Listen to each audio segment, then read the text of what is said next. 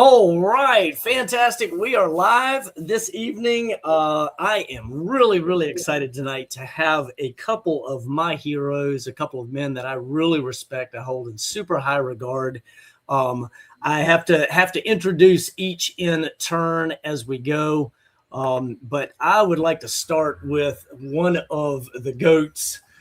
In fact, Bible Marriages and I together were talking a little bit ago that Mike Allen's videos on polygyny years ago helped to influence, grow us. And Mike, you and I have done some done some videos together before, maybe live, maybe I know we've done some live stuff, and maybe we've done Live. some. I think I've been on your channel and you've been on my channel before. But Yes. Fantastic, welcome back. So glad to have you, brother. And I'm excited to kind of catch up with you. He got on here a few minutes ago and kind of started telling me a little bit. I'm like, whoa, save the fire for the don't burn it all up now. Save me this. Welcome. Shalom. Brother. I'm excited to have you. Yes, I'm excited to be here, man. I'm always ready to rock and roll with you, brother. And it's an honor. It's an honor. I'm grateful for the brotherhood, the friendship, the relationship. We don't get to see each other as often as we should and could, but I get it. We're busy. I mean, that's the whole ideal about being fruitful and multiply, replenishing the earth. Means that we're gonna branch out. Yeah. You know, Amen. the Father's never intended that, we just stay in one geographical location and not branch out. As we get larger, as a kingdom, as a people, as a family, I mean, I would just say it's a modern construct, I think, of trying to do family reunions and trying to keep the family together all in one place. And you want grandma and great grandma and aunties and uncles and everyone in the same house. It's just not impossible. If you're going to grow, you're going to have to branch out. You're going to have to, enlarge your tent. And that's just the reality of it. So now we have never met face to face, but we will meet face to face later Indeed. this year. We're going to talk Indeed. about that here in a little bit. In a few more months, in a few more days. Yep. So we're going to talk about that here in a little bit because everybody else on this chat is invited to come join us. Okay, that's okay. Just leave it there. Now, the other that we have here this evening, my viewers are very familiar with Brother Bible Marriages, and I am so excited to have him on here this evening. Now, we've done a bunch of work together on different stuff, and I actually met you for the first time face-to-face back in December, I guess, was the first time that we met, and we will see each other later this year as well. So, yes, sir. I'm excited to have you as well.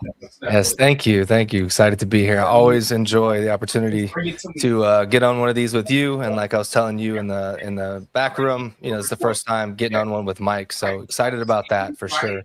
And it's already been that long since that first time we met. Didn't feel like that long ago, but yeah, definitely looking forward to this summer, getting together. Getting to meet you guys, meet other people that I haven't met in person yet. So, yeah, looking forward to all of this. So fantastic! I'm excited about that. I really am. And I know you've been helping a whole lot with putting the conference together, and so this is something we'll get to talk about in a few minutes as well. But fantastic, good to have you. What are some of the projects that you are currently always got irons in the fire? I know that people can find you on X and on, let me see if I can remember here. I know I've got you on X right here. Yeah, it's at Bible Marriages on X, on YouTube, Instagram, and Facebook. Oh, so I can edit the banner to say X, YT, Insta. Yeah, everywhere. And BibleMarriages.org is my website. So, okay, fantastic. So, guys, Bible Marriage is going to be with us this evening, and Brother Mike. Brother Mike, I muted you there for just a second. No, I know. Okay, guys. Yeah. I'm on daddy patrol tonight, guys. And that's all right, man. If you've got to get up and take care of business, that is perfectly acceptable. Yeah. We are all about headship and patriarchy and masculinity and all that good stuff. So Good stuff. Good stuff. What are some of the projects that you've got going on right now? You have been doing a lot of stuff. And Yeah, it's a lot. I'm juggling. But first, I just want to say it's an honor and a pleasure to be sharing the platform with Bible Marriages. We definitely, it's been on my heart. It's been on my mind to want to work with him. Prayerfully, we'll be able to do some work together. Moving forward, I'd love to get him on a platform. We've talked about it. The brothers, Sister Deborah and I, we've all talked about, getting him on, and it will be an honor and a pleasure. And I just am grateful to be able to just meet him in person, although virtual. All right, but I'm glad for tonight. Right back at you, brother. Yeah, right back at you. Yeah, definitely. So the other thing, like what we're doing is about finishing up books. Really, myself, Sister Deborah's finishing up some books. We're putting together some programs, getting ready for the conference, right? Getting ready for the conference. And some other business projects. Yeah, for sure. Now the goal is to have the books at the conference. That's the goal. Wow. That's what we're pushing. We're pushing prayerfully, right? Yeah, right. Prayerfully to get everything in to have them there for the conference, as well as some other products. So we're working on these other products. It's not just my book. Sister Deborah has a book as well that she's working on, and prayerfully we'll have them both printed. And now, Sister Deborah, anything you can tell us there? We haven't, as of yet. Most people can assume, but we have not yet. So we wanted to wait. But okay. As many assume that there is, I'm gonna hold it off, right? I'm gonna hold it off. Yeah. All but right. Yeah, needless to say, everyone will find out soon, right? Fantastic. You can take it from there. Very excited. Very excited. Yeah, and so am I. Well, cool beans. So I do know that you were working on a book because at least one book, because I think I was honored to write a foreword for it, if I remember correctly. Yes. Events happening with the family, personal things going on, and life, right? And so it kind of like impeded upon me, then I had issues with an editor. So now one of the brothers that are in the group has, stepped in and he's doing the editing. Yes, thank God for the kingdom. Yeah, right? Amen. And so with that, and Sister Deborah, she's been helping with me a lot as well. And then she's having things been going on in terms of her world. And but needless to say, it's like Yah seems like in his timing, he has a way of making everything right. Amen. We can want something when we want it, but when he does it, it's always going to be when it's supposed to be. And that's the difference. And so, I mean, it's the crazy thing is the book is not a large book. It's, I finished the draft in like 21 days, but it's the revisions. Maybe I need to add this. Maybe I need to take this away, just wanting to be able to be careful. Yes, amen. And what we put out there, we don't want to just put anything out there just for the sake of putting anything out there, right? So that's it. And it's a topic that's quite, controversial in a certain sense. And so I wanted to be able to at least try to dot my I's and cross my T's as much as I could. Right. And still it's a topic of a debate, and I know that there's going to be many that's not going to agree with my position. Right. And that's okay. I have thick skin, and, but this is about us learning, right. As a community. Right. And that's the way I take it. So, yeah, indeed. Did you say 21 days? Like 21 days. Like that's so funny. Yeah. Because I was, as you were talking about that, it reminded me of a conversation that I've been having, because in my personal life, it's just been like constant battles over the last few months, just like, all the time, just battles, things get in the way. So as you were talking about that, it just brought to mind what we've been talking about in the spiritual realm, how, there's always these battles going on that we don't see, right? So there's just angels fighting demons and all of that to get in the way. And the more that I think at least, the more that we are trying to advance the kingdom, the more it makes sense for the enemy to expend resources upon us, right? So, Amen. but then as you were saying that, I was looking up the scripture, and it was Daniel 10:13, where he says, "But the prince of the kingdom of Persia was withstanding me for 21 days." And literally, as you said 21 days, I read 21 days in that scripture. And I was like, did he just say that, or did I just hear that? Because I was reading it. And, it talks about how, Michael, the chief angel, had to come and help basically to get past that. So all that just tied together. I just thought it was a cool moment for me. I just wanted to share with you guys. And not to get too mystical, my name is Michael, right? Yeah. But yeah, definitely. Like last year, June, is when I had the rough draft. I sent it to Brother Pete, Brother Hondo, and it just since then, it just was just one obstacle, one event, one situation after another, and it leads you up to where I am today, right? So yeah, and sometimes the Father's timing is perfect, and He may put a delay on it for a period of time. One thing, you mentioned that it was that you've used some people in the fellowship or in the community for the purpose of doing the editing and some other stuff, and I know that within the community, I've had helps with a lot of different things. It's just a shameless plug for a couple different things here, because we, all three of us, very much agree with working together and working with brothers who have skills and talents and businesses and all this kind of stuff. And Assembly of the Righteous is one of the places that's a free place that people, if they agree with the basic nine things that we have in a very brief statement of faith, add your name to the list. If you've got a business, if you've got a personal, you can put your name in the fellowship finder. You can potentially find others in your region or area. But put your name in there, and then there also the business section. If you've got a business, that can be added. We can add that to it. I know I'm delinquent right now. I've got at least one who may even be in the chats here that I need to get his information up there for an app that is a time management app for families. But I need to get that written in there as well. But we've got different families and businesses and stuff listed there.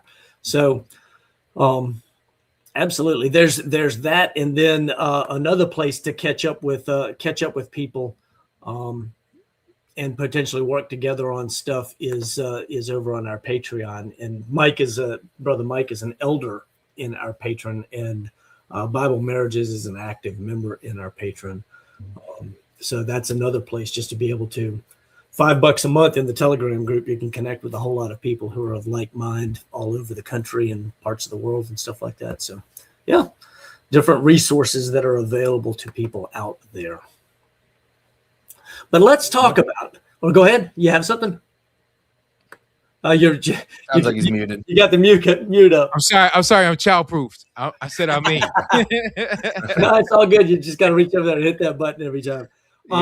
His decibels shoot up every now and then, so I'm just being cautious and aware. That's all. No, it's all right. We totally understand. We're all dads. We've all had all got children and so on and so forth. So we've been there or done that. But a great opportunity to meet other people of like mind. And this was really one of the things that was on my heart to talk about a little bit this evening. And that's the upcoming Kingdom Restoration Conference. And I am super excited about this. Now, there's the registration for the Kingdom Restoration Conference. But Brother Mike is going to be one of the breakout speakers. He and Sister Deborah, Call for Wisdom, are going to be leading one of the breakout sessions. I know that Bible Marriages is going to be there. And so I'm excited about what we're going to be. But just to right quick throw out a little bit on the purpose, and I'd love to have you men help fill this in a little bit for me. But the primary purpose for the Kingdom Restoration Conference is to gather men and women, families of like mind, so that that understand that the biblical call, the eschatological promise to Israel is that Kol Israel, all Israel, would be restored. All 12 tribes would be returned to the land, will be returned to live under the headship, kingship of the Mashiach, Messiah, Yeshua. And so this really is a conference that is we specialize in, or our desire is to specialize in headship and patriarchy and masculinity, biblical familyhood, right? But talking about lots of other things. I know that at least one of the speakers is going to be talking a little bit about Torah and food for one of the main sessions, and or maybe that's the breakout session, his breakout topic. I forget, but he's got he's a board certified pathologist, yeah. Pathologist who is going to be bringing a whole lot of medical wisdom and knowledge to share with us as well. So I'm excited about that. But tell me what some of y'all's thoughts are on the conference, and this will be the first time for both of you coming to the conference. Now, last year was our first year, but and we were fairly small. But this year we're looking for about 200 seats that we can fill. Yeah. Indeed. So this is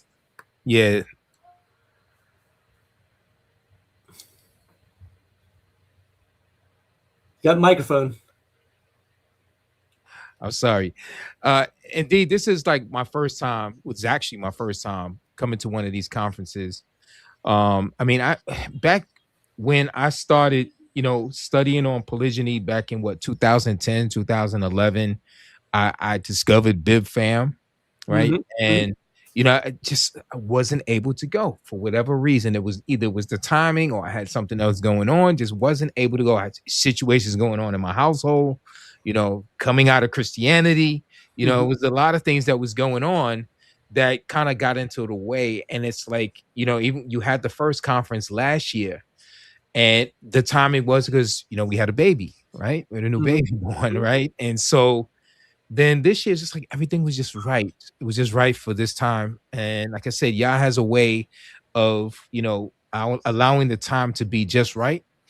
But my thoughts on terms of the purpose of doing this, him gathering his people, is so significant, I believe, in terms of having the conference, because what I get from being on the ground, grassroots, in the trenches, in the streets, right, in terms of live streaming every week, and I'm getting emails coming in, Sister Deborah's getting emails coming in. Look, people are waking up. People are waking up who are in your various religions, particularly Christianity, and they are waking up to the truth. The issue that a lot of people have that are waking up is that when they wake up, it's not necessarily that they're waking up with others around them waking up. So they're in an isolated situation, and so there's no fellowship. There's no one that they can touch. It was just like myself. Like, when I stepped into polygyny, like I had no mentors. I had no one to talk with. All of my mentors, they couldn't help me. Like they couldn't give me any counsel. At most that they could just tell me, well, brother, just pray.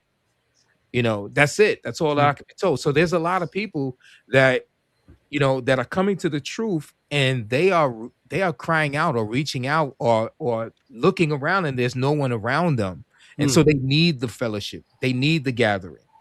And so I think this is so significant because, in terms of uniting people, I think the vision in terms of what you're doing, Brother Pete, in terms of the vision, in terms of online, digitally, electronically, creating fellowships, not just locally, regionally, but globally, right, is what's going on with this ministry.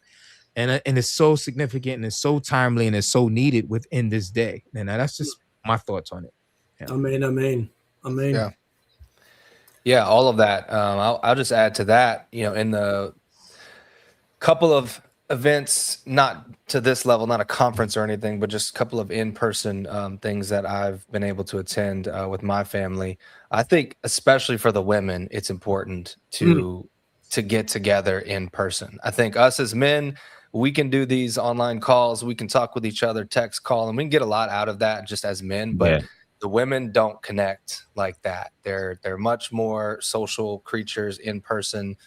So for a lot of men and their wives who are coming into this, there's not like you just said, there's not a lot of fellowship in general, but even though there's fellowship online, a lot of the women don't engage as well in that way. So having these in-person events and getting the women together, and even the children as well, I think is super important. I think Pete would agree with me on that based on our conversation. So, the more of these things that we can do, big conference obviously is a thing, but just doing it regularly throughout the year, locally and regionally as well, to just help the families be more cohesive, help them to learn and grow, and then just give, like I said, especially the women, outlets to help deal with the things that they have to deal with, and learn and grow, and kind of help the scales fall off of all of our eyes better and faster. So. Oh, you are absolutely making some serious points right there, because I will tell you, in terms of Kelly growing as we were coming to an understanding of polygyny and headship and patriarchy, you're right. The men, because we tend to be more logically wired and processing and this sort of thing, makes it a little bit easier for us just to read the information online, watch some videos online, read our Bibles, put the picture together, and man, this makes sense, right? Ladies who are really wrestling through the emotional challenges of a sudden ground shift is really what it is. I mean, it's a pretty radical shift. It helps them so much if they can look another lady in the eye, face to face, if they can get the assurance, get the counsel, get the encouragement, and just, women need women. There's no question that women need women. I think this is one of the great values of Call for Wisdom online and her channel for women, right? And being able to minister to them. But nothing for a lady substitutes in-person fellowship. And I so encourage men, bring your wives. Now, obviously, what we do is, excuse me, what we're going to do is going to be quite different than what BibFam does at their retreats. And Kelly and I have been to, and Lily as well. She's been to a couple retreats with us, BibFam retreats. But this is oriented. It's polygyny on the side. Polygyny is not the main event. It's on the side. The main event is the restoration of Kol Israel. And as we'll talk about a little bit later on as we move along here, I think the restoration of Kol Israel demands. I don't think Kol Israel can be restored without the return of headship and patriarchy, and at the very least, an acceptance of polygyny. Doesn't mean everybody has to do it. I don't think so. In fact, I don't think most people probably shouldn't, to be perfectly honest. However, for those that are called, you need to do it right. And this is a great place to be able to get around people who are doing it right and who can give wise counsel, where ladies can talk to ladies, men can talk to men. And we, as brothers and sisters in Messiah and as fellow Israelites, right? We can spend time together and really make connection that is meaningful. Let me address two quick comments that in the chats that we've had. At least two people have asked about us putting it on Zoom, and I can't make any promises at this point. It's not something that we've covered or thought about. It's possible for international. We really want to encourage people to be there. We don't want people saying, "Hey, I'll take the easy way out and catch the Zoom, so I don't have to miss work, or I don't have to." Because where the real fellowship happens is between the sessions. It's after the evening session when everybody goes and sits by the pool, or they're sitting around the fire pit outside, or they're whatever the amenities are that the hotel has to offer. That's where real fellowship happens. And you really build some of those bonds. You get those personal questions answered, and you find and meet the people. You don't just hear from the speakers, but you find and meet your people, right? And they may not be the ones that are behind the microphone. It may be somebody who is sitting, in the row in front of you or behind you or two seats over, or whatever, that you make a connection with, and then that's the friend you or one of several friendships you take home that become friends that you walk with for the next 3, 5, 10, 15, 30 years, right? Yeah. So at this point, Zoom is not yet an option, though I have entertained it because South Africa has asked me repeatedly for us to broadcast at least internationally. So that option may yet present. If it does, we'll make some big announcements and get the word out there, what have you. There would be a fee, obviously, but we can make that happen as well. I just really need to give hard thought to it because we need people there, right? I don't want to short circuit the process. So, yeah. So, y'all know the speakers. Tell us a little bit about what your thoughts are on the speakers. We've got Brother Baruch Yonatan. We've got the Killians. Bible, you have worked extensively with the Killians. Tell us what your thoughts are on the Killians, because they're going to be there. Yeah, I'm looking forward to seeing what they do. I work with Aubrey pretty regularly. I'm getting pretty close to him, and I know my lady is close to his ladies as well. So both incredibly intelligent people, very very well studied in scripture and in their respective professions. So I don't know if they've announced topics yet as to what they're going to be talking about, but whatever it is, I'm going to be all ears. There's always something to learn from them, for sure. So I'm looking forward to all the speakers. I'm looking forward to Mike and the Dr. Baruch, and then obviously Brother Pete. I'm always listening to anything you've got to say. So have we announced any topics from you or from Aubrey? I thought we had. I know for me, I'll be doing the opening session on Thursday evening. After, of course, we've got music coming from Musical Manna from Nashville. A couple brothers in Nashville that are going to be doing the music and worship, and then I've got the Thursday evening session. And I suspect that mine will probably bring us really to focus on restoration, Shuvah and restoration and prophecies, and really centering us understanding our purpose. So it's going to be more there. And then I know that the Killians, I think, if I'm not mistaken, and let me do this. You keep going, and I am going to bounce over to the restoration link right quick, because I think their stuff might already be written into the link. I have to check with my webmaster. Yeah, then we have Ryan Ridgely there and Jared Cheshire there as well. Yes. Both, again, extremely wise men. So always look forward to hearing them talk.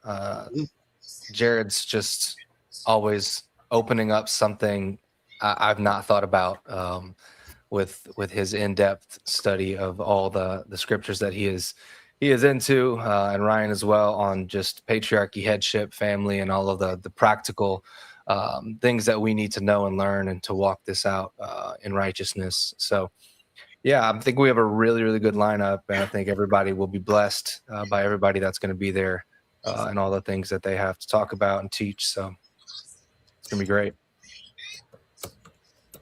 Yeah, I'm excited. Just to meet so many that'll be in the room. I'm so excited. Yeah, they're going to be a bunch of brothers that I get to give a hug to that I've never met before. It's going to be so blessed. So absolutely. Got the breakout sessions. I don't have the titles for keynotes written in here at this point. So I guess I need to make a note to follow up on some of that and get that up on the registration site. More to do tomorrow. So yeah, other things that we're going to do. I know that we've got a couple cool surprises coming. I've got some things that I know are cool surprises that are coming, but not at liberty to say, but it may be things you don't want to miss. Yeah, kind of something like that. Also, one of the things that when you register for the conference, you will get information on how to get a family flag, right? And so we're encouraging everybody to bring their family crest on a flag, and that if you want to bring a family crest on a flag, the instructions on how to do that and where to get the flag are in the registration email. And so the goal is to have every family represented with their flag, have all the flags lined up on one side of the room. We're going to bring some flag stands or flag holders where we can put a whole bunch of them in side by side by side. And the vision in my head is down the road when we've got 100 or 200 or 500 families coming, we've got all these flags, and it's just flags and flags and flags for families. And because we're focused on building family, building clan, building tribe, and good patriarchy begins with understanding who you are as a man, and then your family understanding who your family is under your headship. And then for those who know what tribe they belong to or what tribe they're connected to or choose to affiliate with, got your tribal affiliation. You can look at my family flag and it says Gad, right? I believe I'm a Gadite. And my sons believe the same. And that's our tribal affiliation and how we are charting our course. Let's put it that way. So it's right on the family flag. And I have seen the flags that a number of families that are coming, they have sent me pictures just so that we kind of know what's going on there. And, I'm excited. I have seen at least one other flag that says that they are Gadites, and I'm looking forward to seeing where other people believe they fit in the kingdom. So I've seen Levi, I've seen Judah, I've seen some other stuff there too. So very cool. Very excited. Brother Pete, I just got sent the promo image. Sister Deborah just sent me. Can I share the screen? Absolutely. Sure.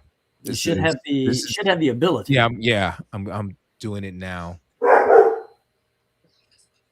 Yeah, this will be our breakout session that she and I will be doing together. Okay. I might not be able to get on because I think there it goes. So this is your promo. Your promo is going to be catch the little foxes. This is with her and I. Catch the little foxes. It's kind of like inspired by one of the live streams that we did probably about a year and a half ago.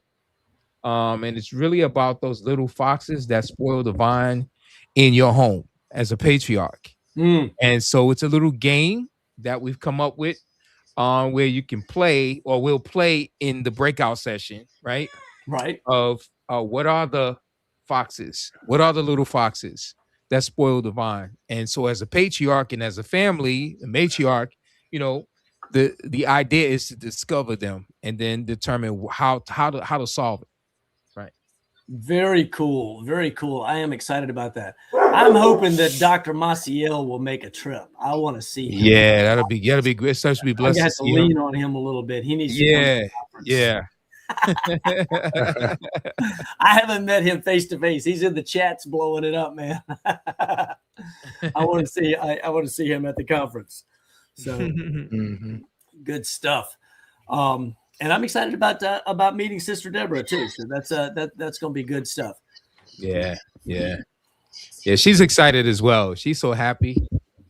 I've encouraged. I'm gonna meet Sister Kelly and Sister Lily, and yeah. That's absolutely very cool. Yeah, she's happy. We're gonna have a great time, so I'm excited. But all of these guys that are in the chat all the time, y'all need to be coming to the conference because we need to meet you face to face. We need to be able to put faces with names and learn and grow together. Yeah. And continue to So. Yeah, a virtual hug is okay, but the real thing is not. There's nothing like it. Absolutely, right. Absolutely. let me throw a real quick, kind of a summation of the conference. We've been talking about the conference. I'm going to put this up here right quick for us all to see this. The most prophesied event in all of Scripture is the restoration of Kol Israel. And that restoration begins where it always has, in the home, under proper biblical headship and authority. The Kingdom Restoration Conference is back for its second year. Join us in Knoxville, Tennessee, July 9th through 12th as we gather to study Torah, explore headship and patriarchy, and learn how to build family, clan, and tribe the way Scripture intended. This year's speakers include Aubrey and Dr. Rujane Killian, Dr. Yonatan Baruch, teacher Pete Rambo, Mike Allen of Digging in the Word, Ryan Ridgely, Jared Cheshire, and Deborah Augustine of Call for Wisdom, presenting and leading breakout sessions to guide you toward the restoration of Kol Israel. Seating is limited to just 200 participants, so don't wait. Register today at kingdomrestorationconf.com, and we look forward to seeing you there. So yeah, there we go. Yeah, brother Marcial said, y'all willing, he'll be there with his 3 children. Praise God. Fantastic. Oh.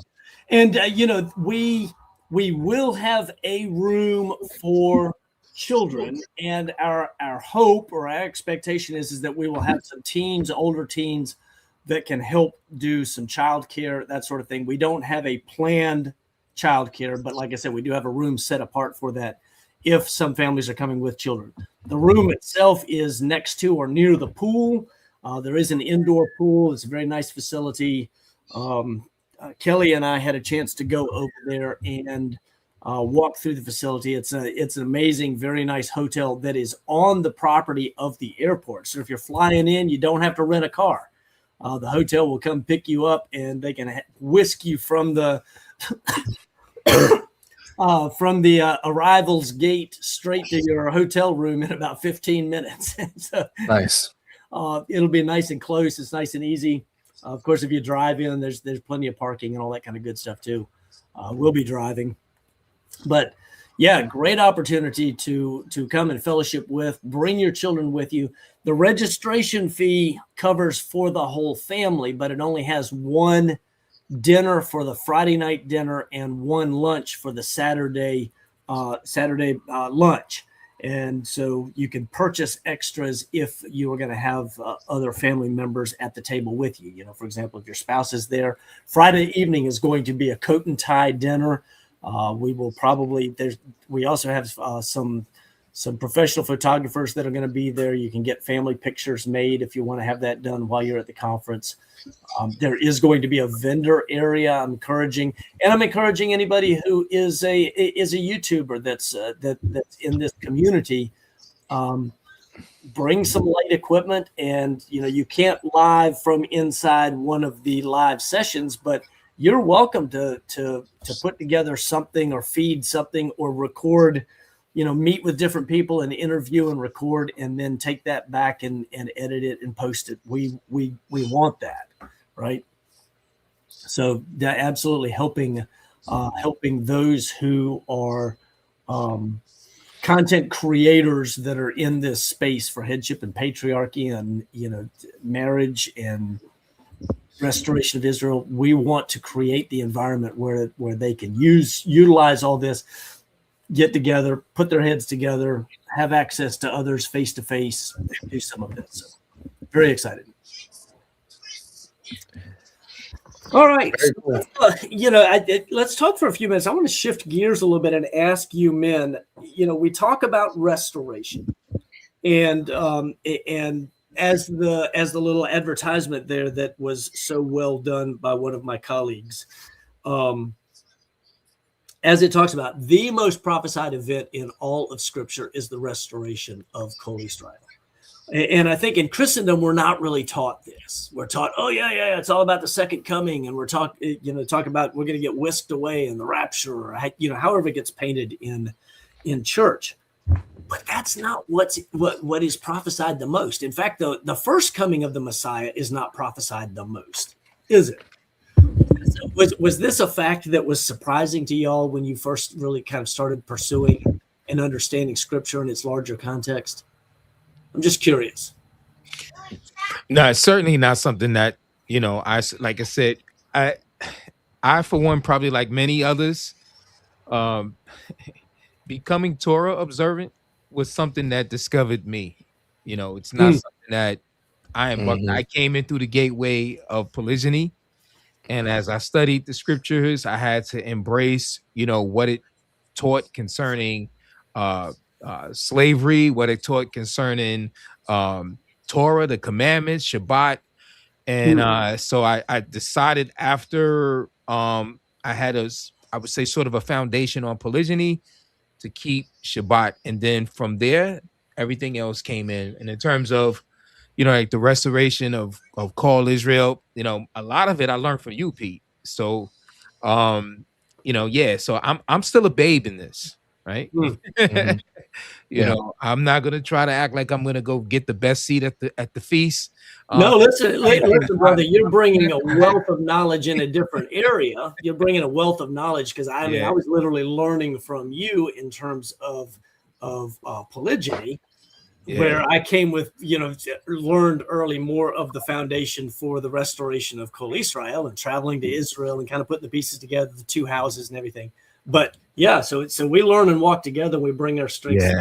Right? Yeah. And it's a journey, it's a ride, but definitely just seeing it from this perspective, it clarifies and it, so many questions, right? It makes things make so much sense.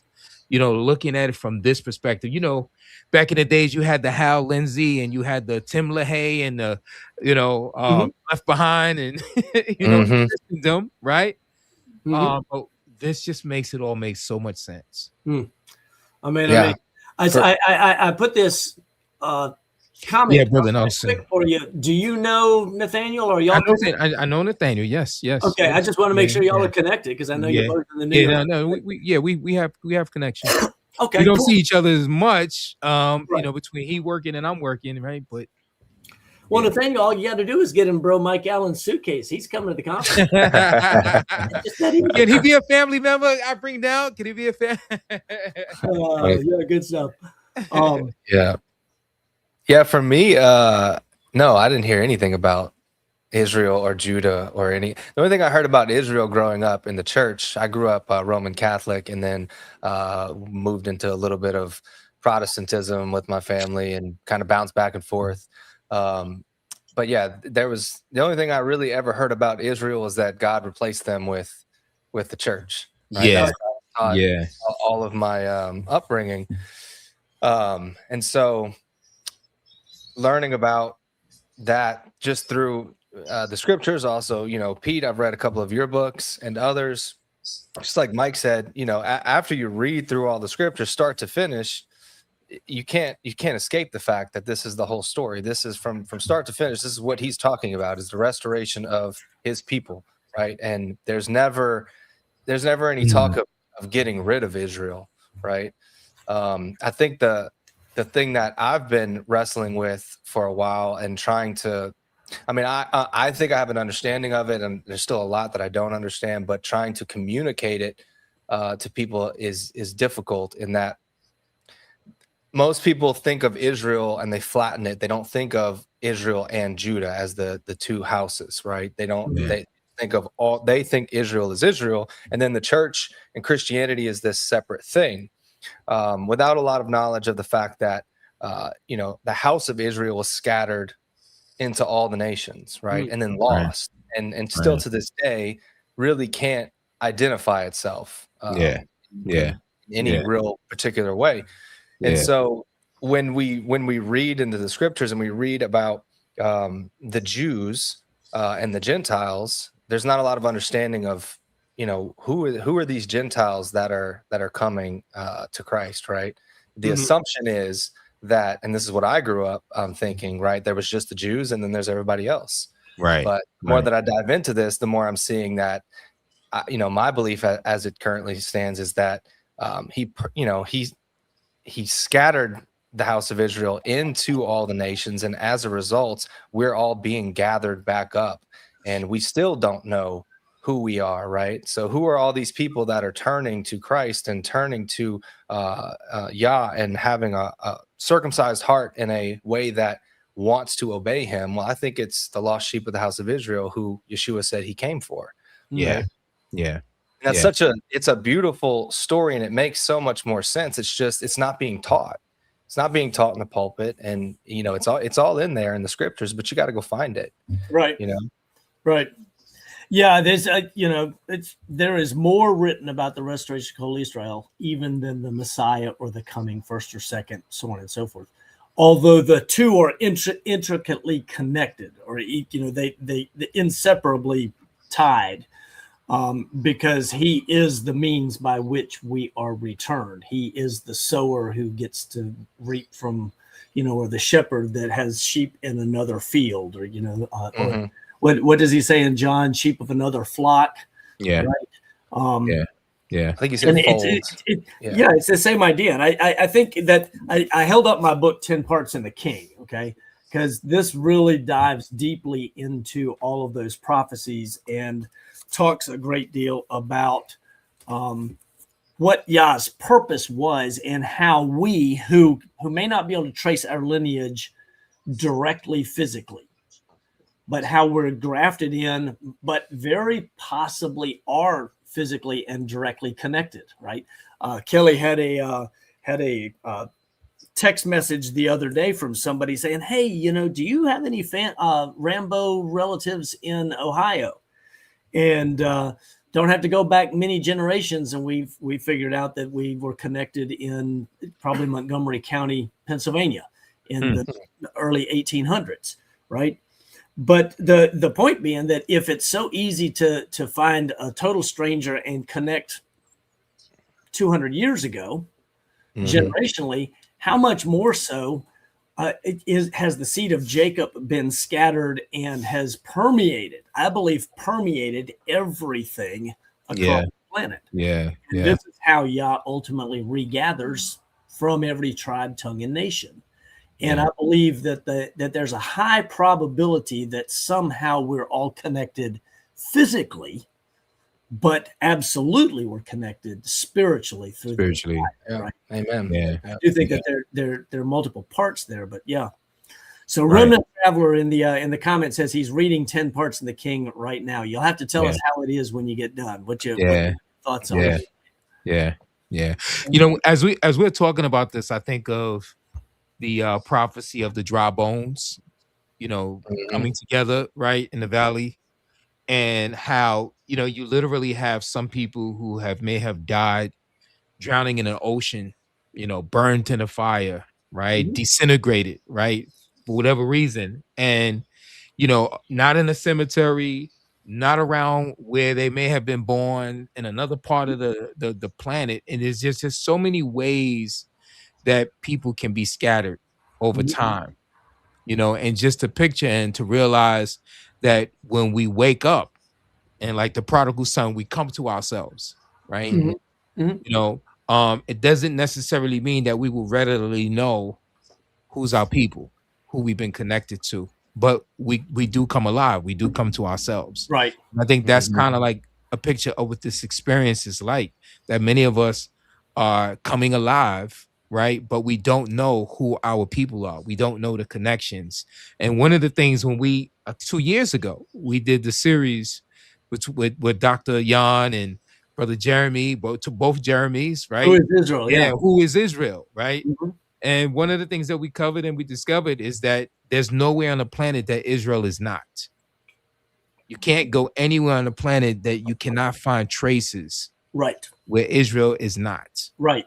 And the scattering of the seed was so thorough that you can't say, oh, all of it's brown or all of it's white all of it is, it's not. The scattering of the seed has been thorough. No. Kind of like leaven, right? Right. The whole lump gets leavened, and it permeates the whole thing before the loaf is ready to go into the oven, right? Same concept. Yeah. So beautiful though. Yeah, absolutely. And it's exciting too. It's exciting to see what Yah is doing. Now, Lily has been reading a book called Traced. And in Traced, I think she says that if you go back 700 or 800 years, you're connected with more than 200 million people. 700 or 800 years. And I forget exactly what it was. But think about it. Jacob was not 700 or 800 years ago. Jacob was 4,000 years ago, 3,800 years ago, something like that. Well, in that time frame, there's been plenty of opportunity for that seed to be scattered all over. And so the end result is we're all connected. Something else that came out of that book that's really interesting that's related to this, I'll take a quick aside before we come back to kind of where we were headed in the larger picture of things. But one of the things that it talks about is genetic memory. And I think in Western Christianity, we've been taught that this is kind of woo-woo, right? You don't want to get involved in that woo-woo stuff, right? But the reality of it is, from an Eastern mindset, we're deeply connected with our ancestors. I do not believe in reincarnation, nor do I believe in ancestor worship. I want to be clear on those things. But if you read scripture and you read the genealogies and you read the retelling of the histories, as we were doing today in part of our Torah study, the reality is that we are deeply connected with our forefathers. I don't care who you are. You're connected to your forefathers. Excuse me. And it reminds me a little bit of, one story I like to tell is the genetic memory that monarch butterflies have. And y'all have probably heard me tell this before if you've listened to some of my videos. But I think a study was done years ago that indicated that a monarch butterfly born on a particular branch, or exits the chrysalis on a particular branch in Southern California, will fly south towards Mexico and lay an egg and die. And the baby, the caterpillar, will grow up, and then it will fly further south, somewhere into Colombia or Peru, or so. I forget how far south they go. Live, lay an egg, die. That butterfly will fly back up to southern Mexico or somewhere down in there, lay an egg, die. And that butterfly, four generations, that butterfly will fly up to Southern California and land on the same branch of the same tree that its ancestor 4 generations ago left. How do you do that? How does that happen, right? There has to be within our DNA some form of genetic memory. And one of the things that I would say for me, it was really confirmed when we were in the land the first time. We were in Israel the first time. And literally, people said, oh, you're going to have this great experience. I know you're home. And no, I got off of an airplane. The tarmac was hot. The airport was hot. The weather was hot. It was just like, okay, it's good food. It's a cool place. This is nice. The med's pretty, all this. But there was a day, and I can tell you, it was Shavuot 2015. It was on the day of Shavuot. We were driving around the south end of the Sea of Galilee and up into where, I think that's where the brook Cherith comes in or whatever, to climb up onto the top of, or you drive the snaking road up onto the top of the Golan. And the land on the other side of the fence to our right as we went up there was calling my name so much. It makes my skin tingle. I get goosebumps just talking about it. It's emotional. And I said, what is that land right there? And I had to know. And that is where the Gadites were. Everything in my being says that's where I belong, is that piece of land right there, that area. And one of these trips, we're going to go over into Jordan, into that area, and just have a chance to visit and walk and whatever. And I think that maybe more will be confirmed at that point. But that was the point that my whole being, it was like, that's home. That's home. That's home, right? And that was my experience. And for me, that was the confirmation of this genetic memory kind of thing. Because I love the land. I love being all over Israel. I enjoy it, driving through the hills, the Judean trees, the pines. I love it. It's wonderful. But that land is different. That land is special. Yeah. When you talk about the genetic memory, it makes sense to me. Like when you think of the instincts of animals, right? Like you could take an animal, remove it from the wild, put it in a cage, and it will instinctively do the things that's been coded within it. Like it may have been raised without its mom, without its pack or what have you, but it'll instinctively do things that it's already coded deep within it. Yeah. So it's like all throughout creation, this idea of memory, right, of DNA, is how beasts, animals, creation functions, right, to a certain degree. Yeah. Yeah. I was asking the ladies that are over here because we were talking about another animal recently that has, that there's evidence of genetic memory like that. But Lily made the point when we were talking about this a while back that the amount of information coded on the DNA for your body, the amount of information could fill voluminous libraries. Yes, yes. Which means it can include a lot of this stuff. And we know that Yahweh remembers and blesses to 1,000 generations. And we know that the sins of the fathers can be visited on the children for 3 and 4 generations and this kind of thing.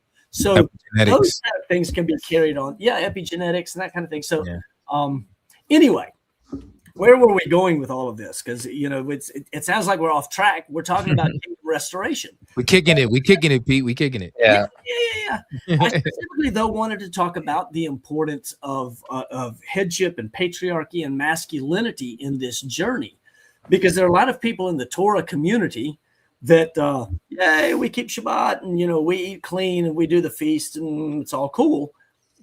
But they don't understand that central to all of this for our restoration is getting our families and clans right. And so let's talk a little bit about Mike. You do Masculinity Monday. You're still doing the Masculinity Monday? Yeah, man. We kind of like changed the name simply because we've had an increase of sisters. Okay. Well, yeah, you definitely don't want to be doing masculinity. Yes, one of the brothers made some suggestions, right? In terms of splitting it up. So we changed Masculinity Mondays to Man Cave Mondays, right? And that's bi-weekly. And the offset weekends is Matriarchy Mondays. So we have Matriarchy Mondays, and then we have Man Cave Mondays, right? And so the purpose of Man Cave Mondays is obviously to talk about subjects near and dear to biblical masculinity, patriarchy, polygyny, a man's building his home, his house, and the like. Yeah. And so this is very important for the restoration of Kol Israel. Why? Because it is a man who Yah first formed from the dust for the express purpose of leading, right? It was always his intent from the foundation of the world. Okay. Right. Is for a man to lead his home. And what the Hasatan has done is put the carriage in front of the horse.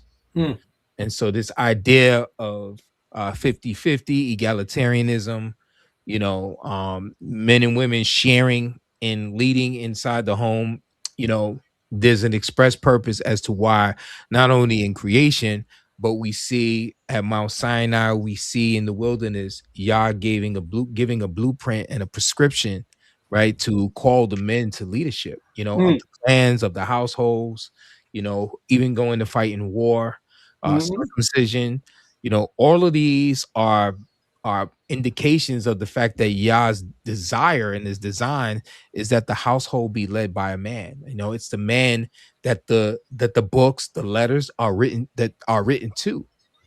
And in turn, the men, it was their responsibility. It is a responsibility to teach the family. So much so you get on over into Corinthians, Rob Shaul, he's teaching a Greek congregation, right? These Hebraic concepts that is shameful for the woman to now get into conversation in the assembly when she has a husband sitting right there, or she has a husband at home, right?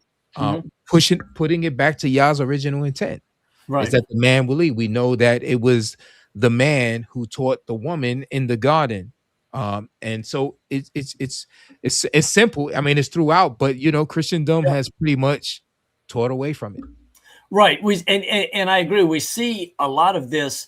And one of the things that you kind of hinted at as you went through there is talking specifically about the assembly, mentioning men going off to war.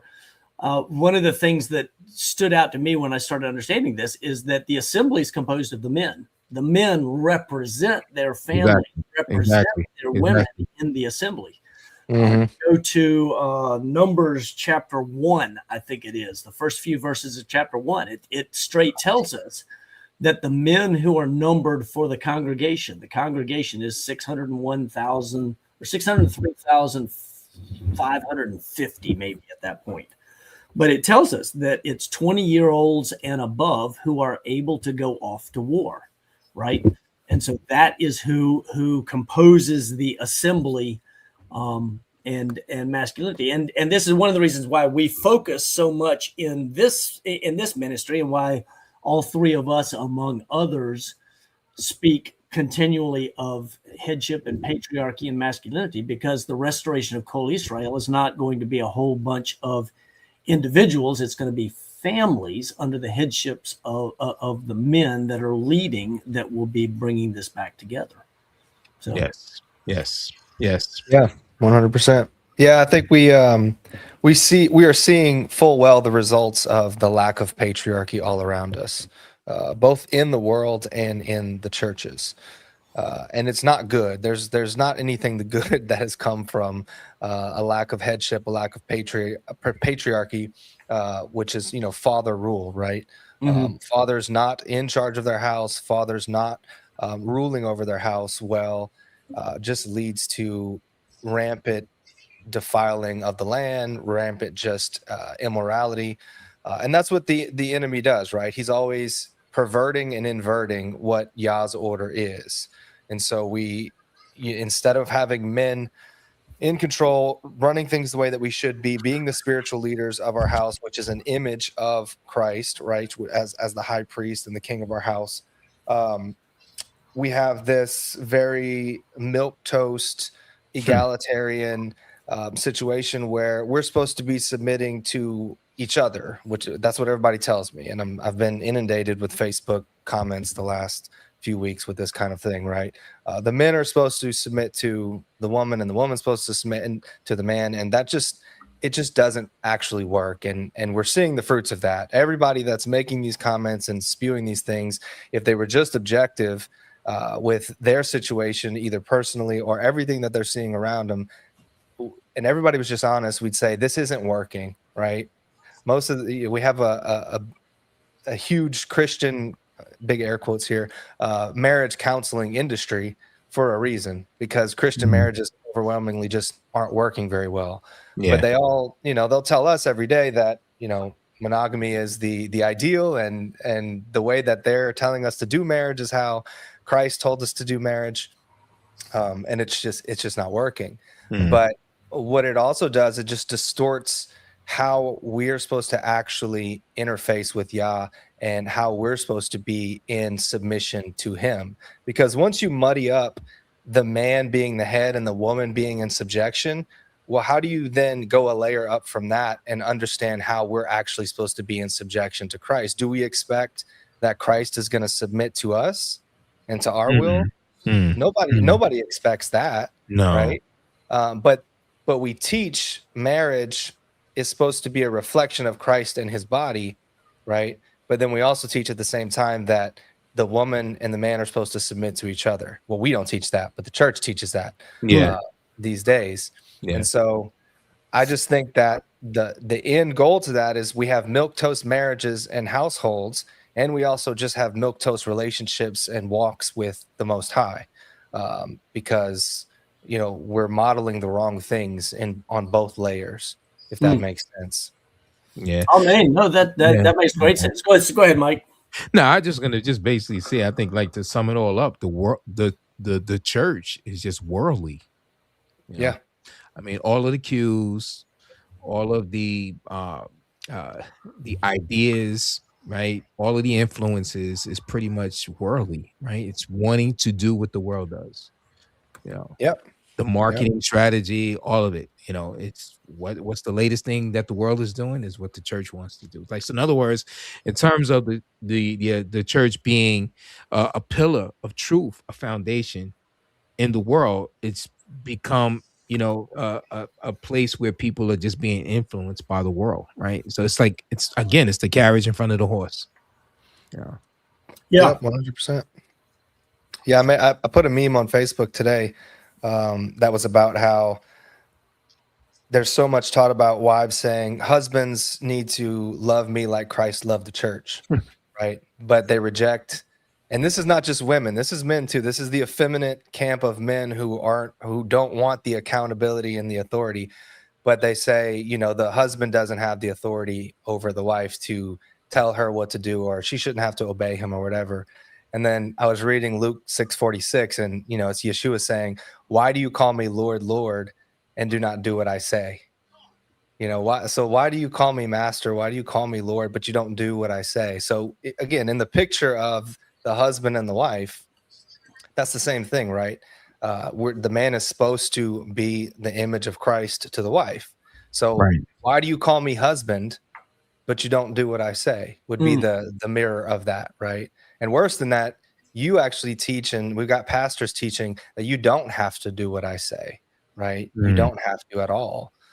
So we're just, you know, we're all mixed up, and things are in a bad place. And to tie that into what we're talking about tonight, that's where the restoration is. It starts in the houses. It starts with men getting into the word, getting into the scriptures, and understanding what their role is, what it's supposed to be, and stepping up and realizing, you know, I am going to be accountable to the Most High for how I'm leading my family. It doesn't matter what Pastor Bob told me. It doesn't matter what, you know, Priest John told me.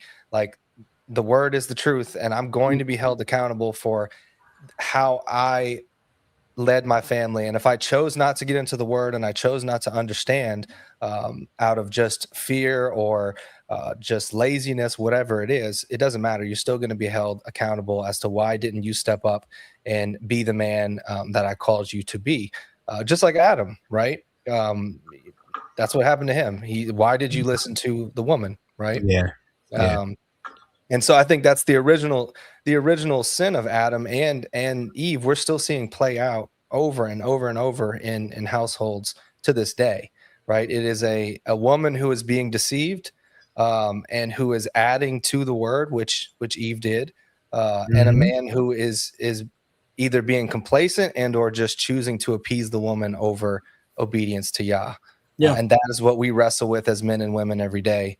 And we have to be cognizant of that, and we have to be aware of that, and just step up. And men, you're going to have to learn to say no, and you're going to have to learn to say this is what's right and this is what's not. And women are just going to have to learn to submit, and whether you want to or not. And the men have to do the same thing. They don't get a pass. I have to submit to my master Yeshua, whether I understand his command, whether I like his command, whether I think his timing is off. It doesn't matter. It's my job to say, yes, sir, your will be done, not mine, just the way that he said, your will be done, not mine, to the Father. So if he could do it, we can do it. And that goes for the men and the women. Preach. It's like a play that the opposing team is running in sports. They're running this play. You know the play is coming. You know, each time they keep forming and lining up in formation the same way, and it's just somehow, some way, it's just like so hard to stop. And that's what the enemy has pretty much been doing ever since the Hasatan, ever since the beginning. He's running the same playbook. You know, and all we have to do is really just realize that it is the same playbook. It's not anything different. You know, everything the Bible marriages is talking about here, it's the same playbook from the very beginning. You know which way he's coming. You know how he's lining up. You know who's going to get the ball. You know what he's going to do, right? You know, the same play, the same scheme, the same trick. You know, why allow ourselves to continually being fooled by the same play? And we know it's coming. Yep. Yeah, you're exactly right. And you know, as Bible Marriages was talking, one of the things that occurred to me, I was thinking, how would Israel have done taking the land the first time if the men weren't being the men? Like, what kind of army can you put together if the men don't have enough of a spine to stand up to their woman, right? What kind of an army do you have that can do what's got to be done, and go through the hardship, the difficulty of securing the land against enemies, right? The Girgasites, Hivites, Jebusites, Amorites, termites, whatever, all of them, right? right? Termites. All of it. That's right. You can use that line later on. Yeah, I'm gonna use it. I've already But seriously, we seem to think, oh yeah. We're going to take the kingdom, and we don't have to be manly men. We don't have to be leaders in our homes. What? I just don't. I don't see that, which is why this is it. To me, it's so important that we get the headship of the patriarchy right. Yeah. So because I saw a video by a prominent Torah teacher just a couple days ago, and I respect him and a lot of great stuff that comes from him. But he says, why do we spend so much time fighting about stuff? Why can't we just all get along? And I'm thinking, because some things are worth fighting about. That's right. That's right. Just to allow this milquetoast idea out there that we don't have to be masculine men. We don't need women doing what women are supposed to be doing. We don't need the authority structure that God ordained to actually be functioning in Kol Israel. To think that we don't need those things, to me, is ludicrous. I can't fathom, I can't picture, I can't comprehend a restored Israel that looks like the church, or looks like modern Christianity or Western civilization. Yeah. I don't want that, because I don't see that in Scripture. I don't see that as an organized kingdom or men and women functioning within the roles that the Father gave them, right, ordained for them to walk in. So, right.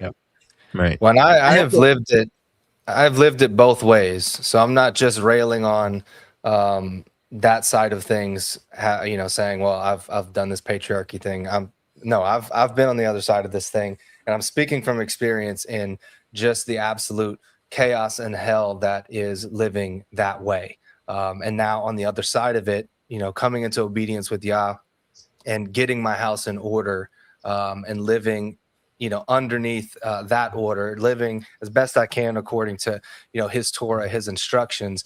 It is not only just the peace that surpasses all understanding in being in submission to Yeshua, in full submission to him, and living the way that he instructs us to, even with all of the war and the battles and everything that comes when you choose to do that, it's still more peaceful than it was living, outside of covenant with him, in a very worldly marriage and house, which was just chaos and hell and disorder.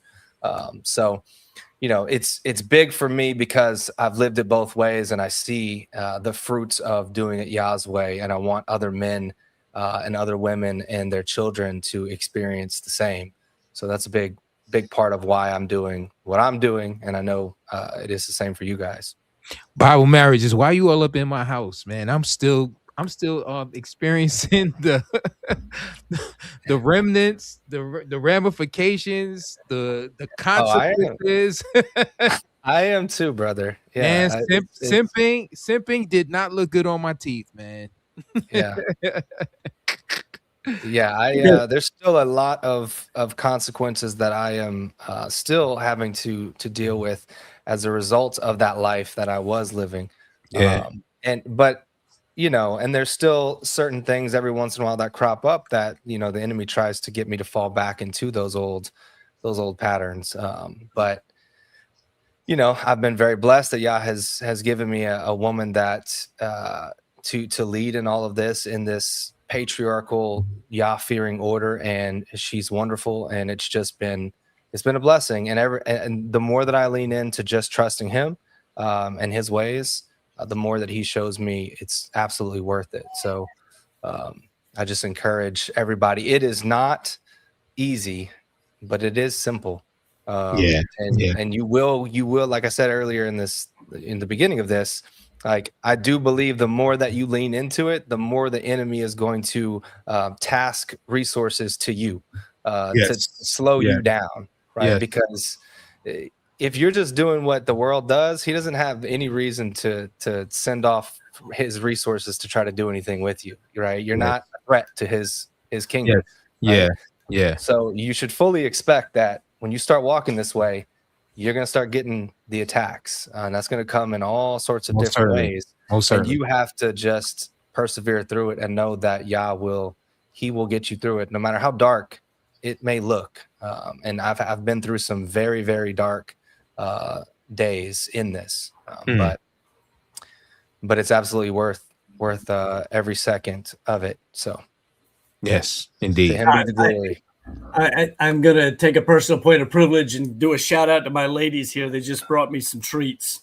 So right here, for those who, if you're observing the Days of Unleavened Bread, these are bourbon balls made with matzah and homebrew. I used to love to get my grandmother's bourbon balls. And so it's chocolate and a whole bunch of other goodies. The recipe is on our Patreon website, and it's free. You don't have to be a paid subscriber. It's up there free. So I'm going to put that up here real quick.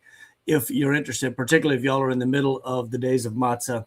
Here we go. Days of Unleavened Bread. Nice. So fantastic. I won't eat on camera for it. I may eat on camera, but I won't do it with the mic open here.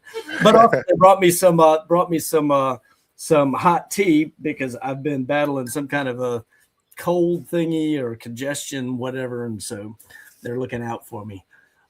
See me here in the background enjoying some of the goodies they just brought me. Good women. Yes, indeed. So good stuff here with regards to discussing masculinity and headship, the importance of patriarchy. Excuse me. As I mentioned before, polygyny is just a subset of that, but it is something that all of us talk about on the frequent, right? It's often the subject that people find us with because we're among just a handful of men out there having this discussion in public spaces. I know a couple other Torah keeping channels are present now in the comments. I saw Brother Maverick over here, and I still want to get him on here for an interview, Maverick Marquez. And he's got, I think his is pretty big in Instagram, I think is where he's got his. I think Facebook, if I'm not mistaken. I think him and I recently connected. Yeah, I think so. Facebook. He may be on Instagram as well, and X. Yeah, fantastic. Would love to. I'd love to interview him. So if you're out there, Maverick, I do want to do an interview with you at some point, and I'd love to invite you to promote the conference to your people. Bring your people, man. Because I think this is right up y'all's alley. We're walking the same way and walking in unity. And I know the Killians would love to see the Killians face to face and that kind of thing because you're connected over at Maximum Potentia, if I'm not mistaken. So absolutely would love to have you. Yeah, come on. But polygyny is something, and like I said before, it's not going to be a major topic, but it is a topic that will be on the table at the conference. And I think the ladies will have a ladies only session during the breakouts where they're going to be answering, and they're going to be at least 3 and possibly 4 polygynous ladies that are on the panel. So from that perspective, it's an opportunity for any of the ladies to have time really discussing with and meeting with ladies who are walking this out successfully and doing very well with it. And so get questions answered, you get a chance to meet people face to face and find out if they're real. You can see them in their native environment, operating in a family, this kind of thing. So it's not just, the clean and whatever you assume the persona is with the camera on. This is different. You get to see them at dinner. You get to walk the halls with them. You get to see how they handle their children if they have children with them, so on and so forth. So great opportunity just for the conference, right? Chaos, as Vico says. Right. Yeah. My ladies are both sitting right here off camera. They're hanging out in the chat section, particularly talking to Call for Wisdom, right? Yeah, I think like I was saying earlier. One of them said what you won't see. Let me wrap it up here real quick. One of them said what you won't see is the chaos that is in every polygynous family, according to a teacher that I just had to do a second exactly on. So. Yeah, like what I was saying earlier, for the women, it's important to do the fellowship too, but especially for women and the men in regards to coming into understanding polygyny. A lot of people are still brand new to it on different parts of their stages of their walk with it. But I just find you know, we come from a culture that doesn't have it around us. We don't see it, right? So we all grew up never seeing this thing. We don't have any kind of framework of reference to what this is or how to feel about it when you first come into this. You know, even if you say you watch Pete's video and he's got his 2 wives with him, or someone else's. You know, it's one thing to see it on the screen. It's another thing to go and fellowship with these people and just see this is a real family. Like, these women really love this man, and you can just look at the way that they look at him naturally, right? Look at the way they serve him, the way that they interact, the way that he loves on them. It's just it disarms and a they get lot. along very well with each other. They enjoy Yes. hanging out together. Yes. So- So I think, just if nothing else, for men out there with a wife, if you were, you know, whatever stage you're in on this journey, if you can make it out to this conference, just to turn what is starts off as a lot of theory into something real, and just get some real life exposure to this is family. We use the term polygyny because it's a technical term for what it is that we're talking about, but it is just family. And it is marriage. It's not a different form of marriage. It's not some other thing. It is patriarchal headship and a man's house. And so the only reason that you have any kind of discomfort with it is because you were never exposed to it throughout your entire life. You were only exposed to monogamy. Now, you might be exposed to it in different ways, like, you know, a man and divorce, and we have all this stuff where you have stepmoms and other women, you know, baby mamas and all that, depending on your situation. But you've never seen a man with multiple women who all love each other and they're all in the same house and they're all together at the same time. You know, it's exceedingly rare. So I just encourage anybody that is trying to gain understanding and just gain comfort and move further in that with them and their family to come out to the conference and just, if nothing else, just be around people who have multiple wives, right? And watch how they love each other. And it's a beautiful thing. I've been able to do it a few times with different little meetups and stuff. And I think it's very helpful. So. Fun comment here with Graybeard with a side reference to the video that I just did or got released actually yesterday. And there's more coming in that series. I honestly, I pray for Brother Rico that he will recant and back up the truck, because he painted himself into a corner, and now it's going to take some humility to walk it back, or he's going to place himself in the middle of the road with Yah's truck running right over him.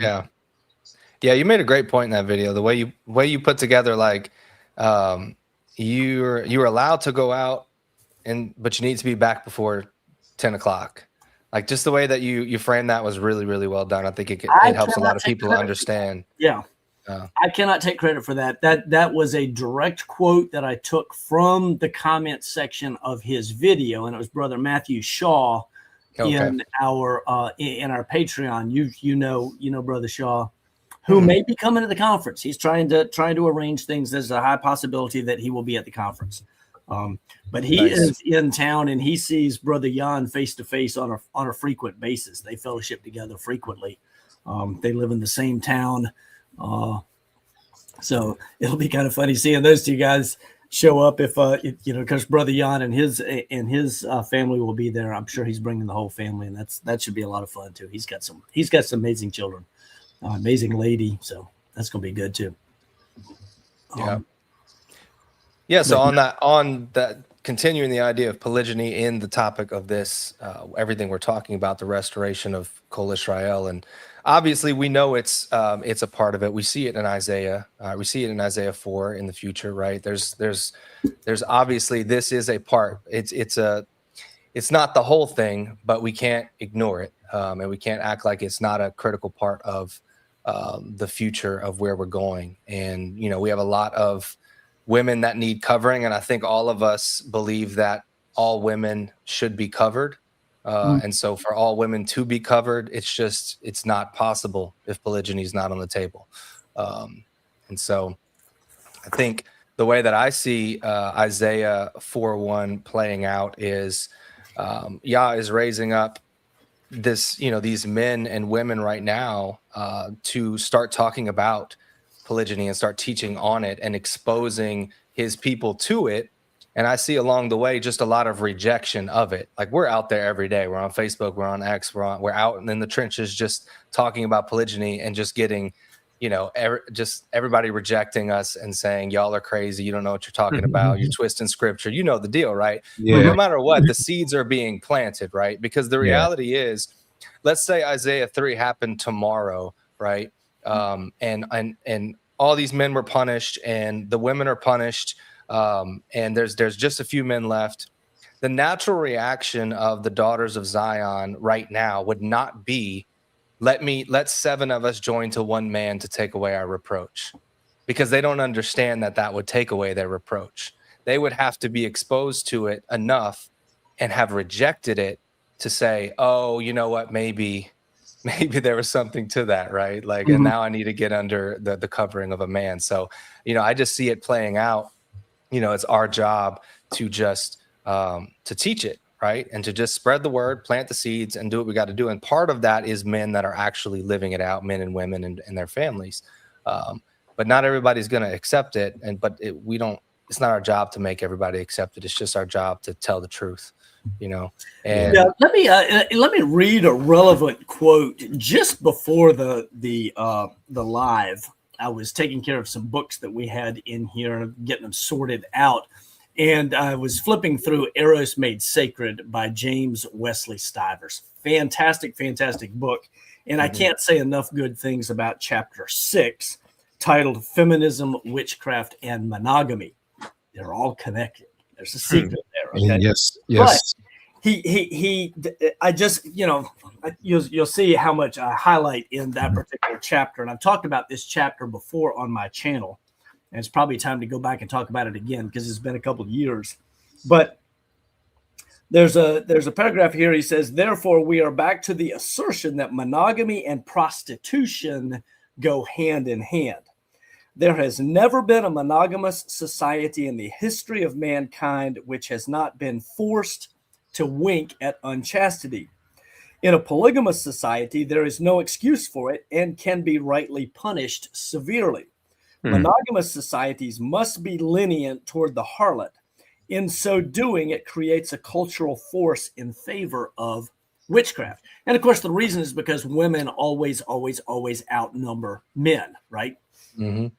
But the point is Israel, the restoration of Kol Israel, demands that we accept and allow polygyny. Otherwise, by definition, we have to wink at unchastity and have to wink at prostitution as an outlet for the unmarried women. Yes. And it's not acceptable. That's just not acceptable, which is another one of the many reasons why Yah doesn't just allow it. He puts boundaries. Yes, he regulates. He says, these are the boundaries. Don't go outside of these boundaries or these regulations. But inside of it, you can do it. Just be wise, be discerning, be a good provider, be a good protector, be a godly man, so on and so forth. Right. And that's what we all say, right? We say that over and over. Right. Well, if putting boundaries on something is a problem, then marriage in it of itself is a problem, and so is having children, because he's got boundaries that regulate how you marry one woman and boundaries about how you raise your kids. Right. So having boundaries is not a problem. Like, we need boundaries. Right. That's why I think one of the deceptive tools that the enemy uses is the dating game, the dating culture. Right. I tend to, and I've said this many times on my channel, some of the articles, that dating really is it's like a system brothel system, right? Because it's really this system that is designed for men and women to meet and hook up, or maybe if it's exchange over a date, a coffee, some ice cream or a burger or what have you, and then the end result is a happy ending, right? And that's not so happy in the long run, right? And what you have is that women are being trained, systematically, that it's okay to deal with multiple men in exchange for a night out on the town or some flowers or what have you. And the result is, a body count that they've raked up, right? A huge body count that's raked up, and they have not prepared for marriage. They don't have the mindset, they don't have the mentality. You couple that with the ignorance of not understanding Hebraic culture, not understanding patriarchy and biblical marriage and polygyny, not, many coming from out of the church, right? So while still in the church, right? Heavily into the dating game, dating culture, dating scene. And as a result of it, they're prostituting themselves at the end of the day. It is what it is. And then they become so proficient in it. They become like witches, because that's what witchcraft ultimately is. It's about a woman trying to manipulate and to control, be it through her body or what have you, what she want and what she desires from a man. And so now, women have like like they have a man for this, they have a man for that. The man that comes in and fix the plumbing, another man that comes in and puts up the sheetrock. So there's a man for everything. But at the end of the day, it's still a system of prostitution, Right? And that's why what we are teaching and what we communicate, the ministry that's been given to us, is to enlighten and to expose those who don't know Yah's picture of what a family is supposed to be, how a marriage is supposed to be, what it's supposed to look like, so that now, as you talk about when Isaiah 3 happens, right? Then they can remember, like the prodigal son, like when he was about to do the ultimate, then he remembered his Hebraic culture, or the rich man who was hard, his fist and his hands was hard towards the poor beggar Lazarus, right?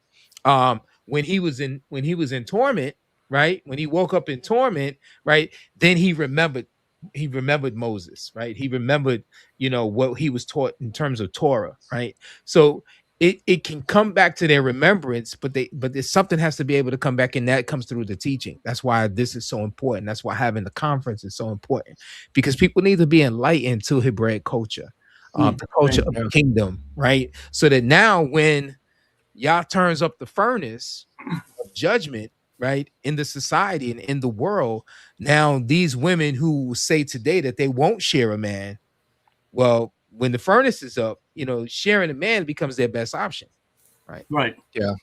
And it starts in the home, because the only way that we turn the tide in any way on all of that, which is young women being fed into the dating cesspool, and the young men that are enabling it as well, is that we as fathers with daughters and sons decide not to allow them to, or teach them to go into that system. Right? So it starts with us.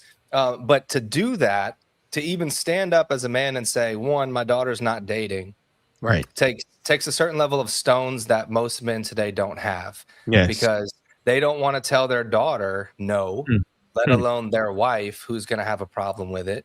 Right. And they're not teaching their sons not to go into that and do that to women, even to the degree of, like, I believe that, just young girls thinking about all these men, right? Not even actually dating them, but setting their mind and their hearts on men too early is a problem, right? Because they're starting to just play things around in their heads that they're not ready for, right? And or they're getting exposed to just talking to a bunch of men online or whatever it is, right? They're basically being trained up for divorce, which is just, when I don't like this man, there's 1,000 other in line waiting for me, right? Right. And then teaching our sons, and in the same way, don't play with women's hearts, right? Don't go around and just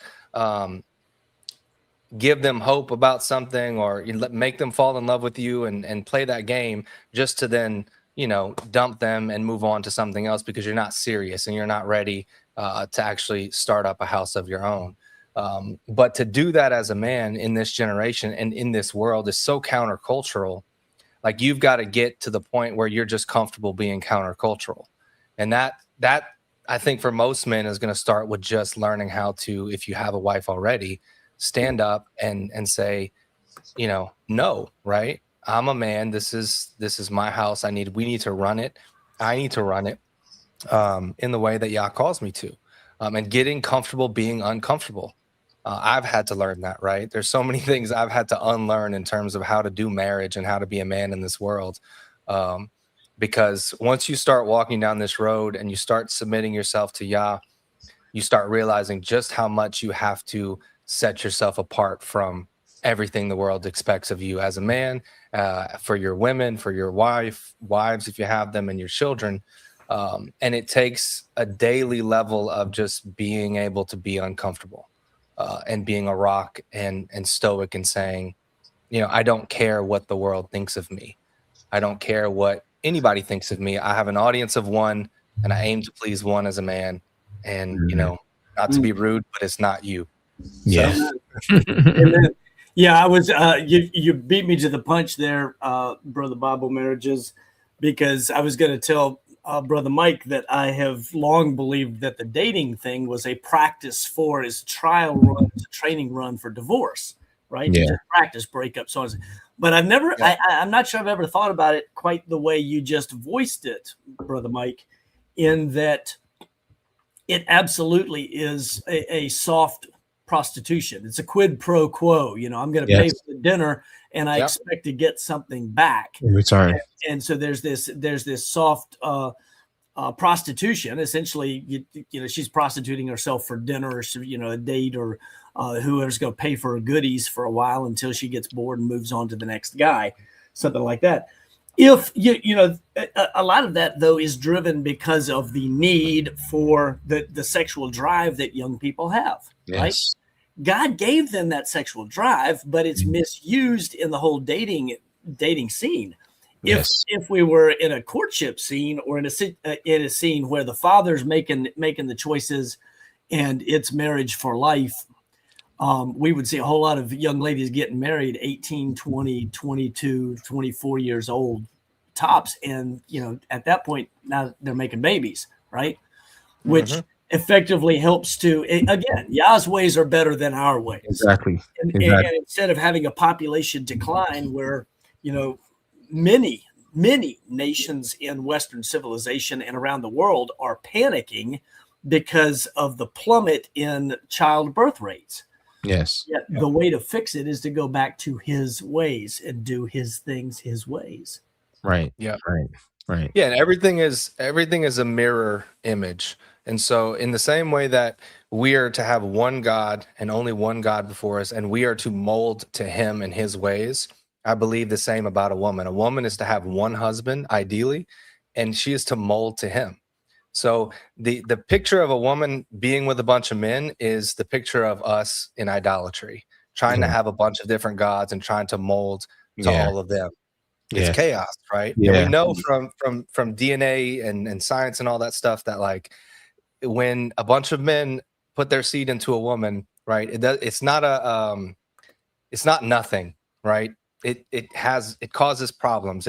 There's damage associated with it, right? Especially if you're doing it the wrong way. I'm not talking about a woman who was faithfully married and widowed and had a second husband.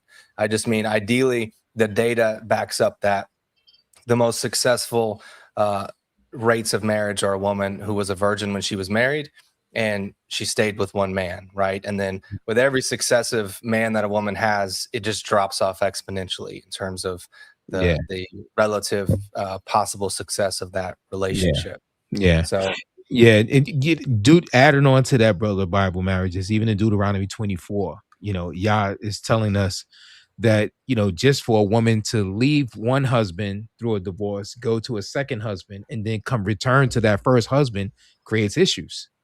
Right?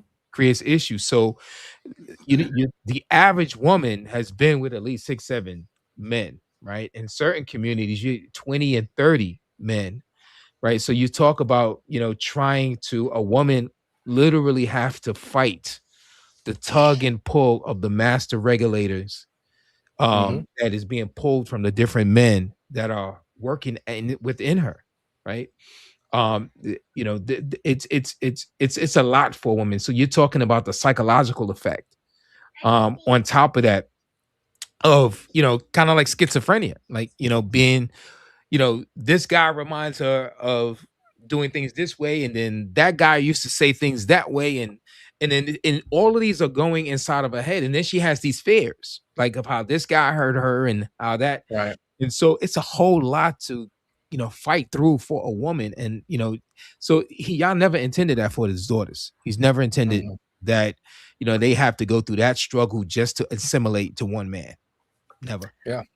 Yeah. And there's a hardness that develops through that process in them, because they're, you know, men are designed in such a way that we can have multiple women, and it's not, we don't share those same psychological things, right? There's a physiological difference between the man that puts his seed into and the woman that receives the seed, right? And so as men, we are designed to be able to manage those multiple relationships in the same way that Elohim can have many in subjection to him, right? But when a woman tries to have a bunch of different partners, what she's doing is trying to be a man. She's trying to play that same role that she's not designed to play. And as a result, I think they develop a certain hardness to them because they have to in order to play that game. And so their femininity is stripped, their true femininity, and then they take on the world's version of femininity, which is, you know, this boss babe, yes, queen type of strong woman, quote unquote power, which just doesn't work in a godly home. It doesn't work in a godly marriage, and it just causes chaos and destruction. So, you know, that hardness that you're talking about is visible too. It isn't just something that is an emotional hardness. There's a visible change of countenance that happens to a woman when she has had multiple partners. Brother Baruch Yonatan and I did a video a couple of years ago. It's on my channel. It's a long live discussion that we had titled "Why Women Need Sex," and the bottom line is that a woman needs one partner for life, but she also needs that partner for life because she benefits from that in terms of phytochemicals and pheromones and all these other things that help regulate her and help her out and all these different things. So it's beneficial, but then having multiples and all of that covers much of what you were just talking about there, Brother Bible marriages. I want to take just a second real quick and highlight, you know, there's a comment here from Sister Call for Wisdom. And I assume you're talking, Sister, about your channel. I know that sometimes we feel the same way in many respects. But for you guys out there that are watching, if you are not subscribed to Sister Call for Wisdom, I strongly recommend the ladies, particularly, because she primarily ministers to women. It's a woman for women or two women, a woman ministering to women. So I can try to be clear on what I'm trying to say here. But fantastic YouTube channel. Highly recommend it. And of course, she will be at the conference. We're excited to meet her for the first time as well, but got a lot of great material and fantastic videos and stuff. Lives in the Caribbean. So very good. We'd love to do a conference down there. Getting there, because as remote as she is, might be difficult for people, but it'd be worth the trip to get down and have be on a remote Caribbean island for a few days and get some quiet and some R&R, all that good stuff, right? But anyway, there you go. I just want to make sure I give a big shout out to Sis Call for Wisdom. We've mentioned her multiple times, and she's been active in the chat here, particularly with my ladies. I think they're all having fun getting ready to talk about the getting ready for the conference and all of that. Shifting gears just a little bit along this same line, you know, talking about for a second that she has been shadow banned, and maybe we have felt the same pressure. I think Brother Michael, point or another, you have felt the same pressure. Brother Bible, you have had some recent brouhaha with YouTube. I think you worked really hard to get to the point of being monetized, and the very next day they pulled your monetization and yanked it. Yeah, it was you got to get to 1,000 subscribers and a certain amount of 4,000 hours. 4,000 hours. Yeah. Yeah. So I think I had the hours for a little while, but I got to 990 subscribers, and it was just like a slow trickle for months to get that last 10.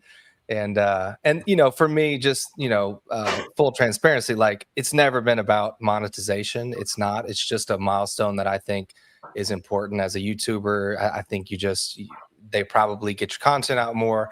That's all theory. But anyways, yeah, the very next day I get an email from them saying, your account's been flagged, you're demonetized. And I did have about 9 or 10 people that had subscribed, not just subscribed to the channel, but join because you can early on, before you get fully monetized, you can do like memberships where people can pay you whatever you charge. So like I had it for $5 a month or something, and there was like 10 people that thank you guys who joined as members, but they got cut off. That all their memberships got cut off. Basically every way to monetize the channel was cut off the very next day. And I've gone back and forth with them on email and posted a big thread about it on X, and they said they were going to look into it more.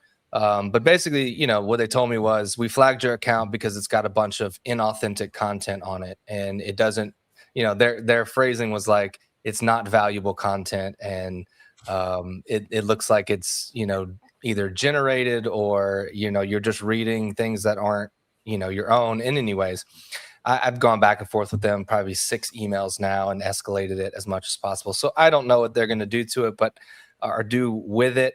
Yaz will be done in that. But what it does, it's an important reminder to us that these are platforms that we don't own and we don't control, and the enemy is always looking for ways to thwart and put stumbling blocks in front of us. And so, it was a warning to me. Don't rely on this platform or any other platform. And I do believe Yah has given me some talents that I will probably be using to look into at first step, probably at least starting my own platform that people can support my channel and donate if they will. That'll be as much in my control as possible. So, whether like if any of these platforms get big ideas about, I don't like what this guy's talking about, they can't just shut people off from donating to me. And then bigger than that, I think me and Pete have kind of bounced this idea around that maybe we need to start looking at tech and platforms for all of us, bigger long-term picture that we have control over, and we can be sure that they can't just pull the plug on us at any point. Because the more that this message starts spreading, the more we're attacking the ground that they hold very dear. And they've worked very hard to take over. So we have to look at this like the battle that it is, and be wise in everything that we do, and plan ahead. So yeah, and this is a really good segue for us to talk a little bit about what we're seeing in the world around us in terms of the state of the awakening to headship, patriarchy, polygyny, the space that we operate in. And I'd love to get y'all's thoughts a little bit on what you are seeing in that regard. And I'll echo. Now, certainly I agree with you. It was a lot of work to get to be monetized initially. And of course, now, even with 8,300 subscribers, plus or minus, something like that, I think for us, we make maybe $60 or $70 a month on YouTube. But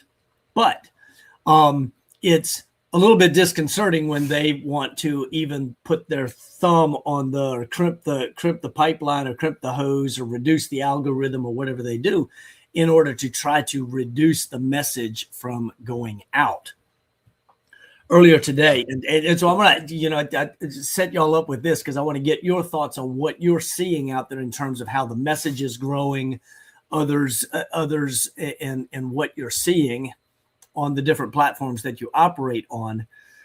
But I know that earlier today, Lily started reading Thora after she got past the S's that looked like F's, because it's a facsimile copy of the 1780s writing. Yeah, that took me a few chapters. Right. It takes, I kept telling her it's going to be okay. She's like, can we get a copy of this? That's, anyway.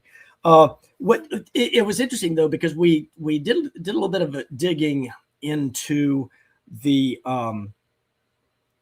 into the background of Martin Madon, Dr. Martin Madon, and ultimately how he was blackballed and everything that he had to say was hidden from history. How Don Milton found that book and resurrected it, I don't know.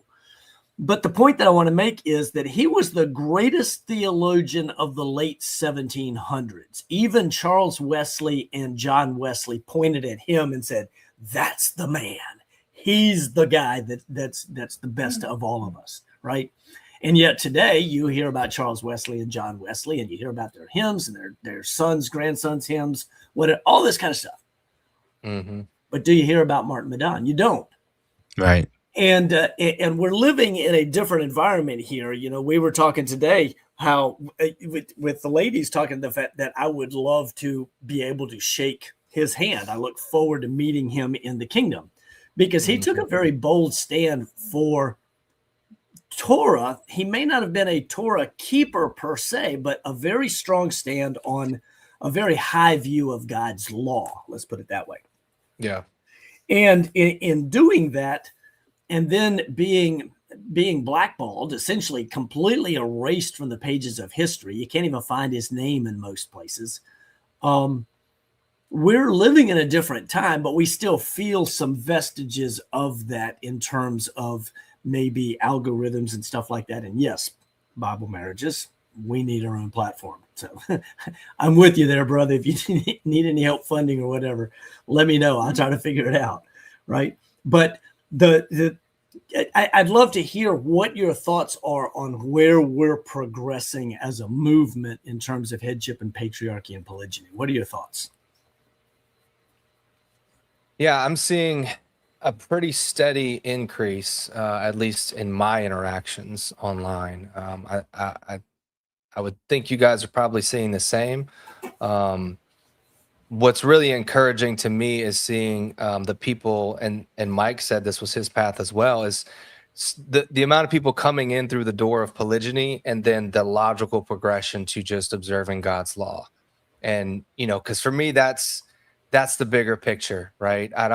I'm not just here to like talk about polygyny and tell people they can have multiple wives and all of that, right? It's like, that's just a doorway into, yeah, we need to obey God's law. We need to return to obedience to Yah. And so I love seeing that, right? And I think anybody that's just following it logically, it ultimately gets to that end, right?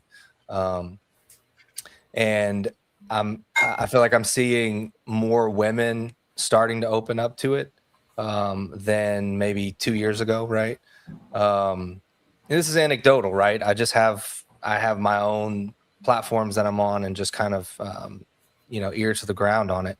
But I think I'm seeing a lot more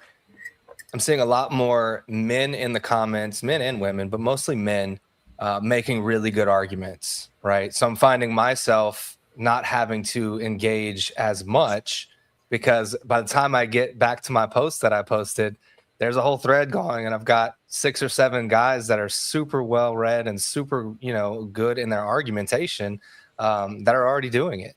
And I love that, that's great. And it just shows that like the message is getting out there. The truth is getting out there. The arguments are solid. And it's not that complicated. It's not that complicated to defend the truth in this particular topic. And so, like Pete says, our job is to just put the pebbles in the shoe, and they will let them walk around with that pebble in their shoe for long enough and keep planting the seeds, like Yeshua said, right? We can't control the ground that the seed falls on. All we can do is scatter it. So I'm seeing a lot of progress, and it's really good to see more people out there taking a bold stand on social media and in the back and forths and everything. So what about you guys? Yeah, I would say also too, don't discount the rise in the enthusiasm with this idea of right? Polyamory, right? So there's a lot of people talking about it. I mean, I had a conversation with a young lady probably a little bit over a month ago where she actually approached the conversation she brought it up in the conversation, and she kind of like hinted like there could have been, like the gate was open for her and I. And one of the things that she wanted to know was, when we did start talking about polygyny, was it okay for a woman, the women to, interact with each other sexually, right? And so there's this fascination, and I just think that it just creates a pull, even though we know that it's not biblical when you start talking about polyamory, but it does create an opportunity for the conversation to be had. So it's not Yeah. just what's going on in our space, in terms of us from a Mhm. biblical perspective, but the world is talking about poly more Right. now. Right. Yeah, because they're realizing that this enforced monogamy thing, even on a secular level, doesn't work. Right. Exactly. It has an expiration date on it. It works for a little while, but it only works if you enforce a lot of other things that aren't being enforced, Yes. like premarital chastity and postmarital chastity and extremely difficult divorce.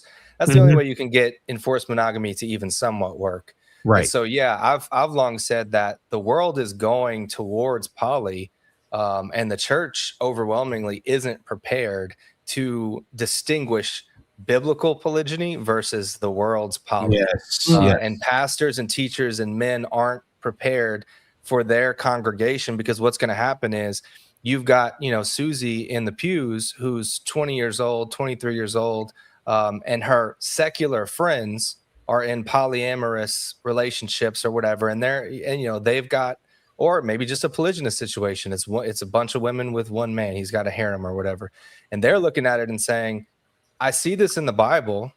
I see this now in the world, but Pastor Jeff is telling me I got to wait around for the guy that doesn't exist.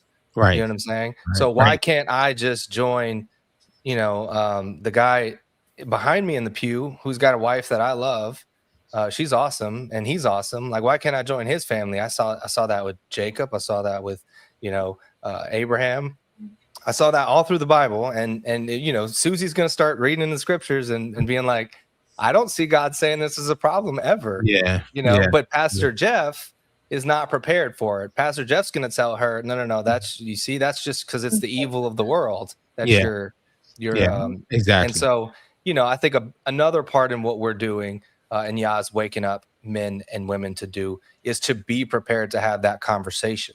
Right. To be prepared to offer the biblical solution, right? So they don't get sucked into the world's version of it. Right. Yeah. Exactly. I agree that I'm very much seeing an increase in the conversation, seeing more interest and more openness in the conversation. A couple of anecdotes, I guess personal anecdotes, but one of the things that I would say, for example, recently, I had to take a business trip. My company was paying for me to go to a city that wasn't terribly far out of away. It was a couple hour drive. And I asked permission. I said, can I take both of my ladies? And I think that they were maybe concerned just about the awkwardness. But at the end of the day, I've had this conversation before with them. They know that I have two ladies, and so ultimately they were like, "Yeah, okay, you're only going to get X amount for meals, and we'll pay for your hotel room." And so we got a hotel room that had 2 queen beds, and they traveled with me and actually ended up being allowed to participate with me in some of the parts of the weekend conference. It was a 5 or 6 day conference. It was Thursday through Monday, something like that. So it's a good 5-day conference. And so they got to participate. And there were some things that our company did that were team building, and they were invited along for parts of that. And at the end of the day, I think the team really enjoyed getting to meet them and put faces with names and realize, this is not a weird thing. Pete's actually, he's on the up and up, and it's a righteous deal. And they get along well. And so they were exposed to the reality and seeing it in operation. And I think for them, it was an eye-opening experience. I would agree with you completely that polyandry is it's not biblical. It's here to stay in the culture. It probably was really kind of going on before, but it's actually got a name now and it's out there. And You mean polyamory? Polyamory, polyandry. I'm sorry. Yes, polyamory. Well, polyandry just as much, because you got women that have multiple boyfriends. And anyway, that's the dating culture. Yeah, that's the dating culture. Yeah, right. Polyamory. I'm sorry. Yeah. But I agree that it's one of those things that we have to help the church prepare for, being able to rightly divide the word. And at the same time, it's useful to us from the perspective that the left will get what they want. They'll keep pushing on it until they get what they want. And we can ride those coattails into having some form of legal status, whether we want it or not. Right. I'm not saying I'm a fan of or not a fan of. I'm just saying it can be useful in our defense. And it can remove some stigma. Yes. Yeah. Yes. And I've maintained for a while that I think we're already past the place of the state coming in trying to get somebody. We've got friends that have been in polygynous relationships for 30 and 35 years. And way back in the day, for them, CPS could show up at your house on, or you could go to jail potentially for a felony violation of marriage law. Right. That today they wouldn't enforce, because all you have to do is say, well, are you going to get the guy that's got the mistress on the force? You going to go get him? Or the judge that we know he's got a girlfriend, this kind of thing.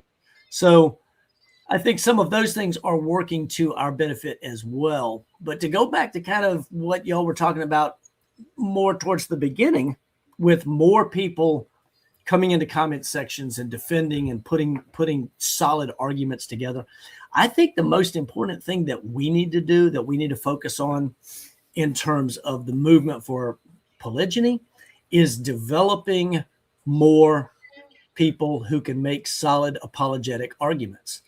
Because what we do effectively is multiply ourselves and increase it. It becomes Gideon's army out there with 300 fighting men that can cover lots of ground and swing a broadsword with really solid arguments that help push this message forward righteously. So what are your thoughts there? Absolutely.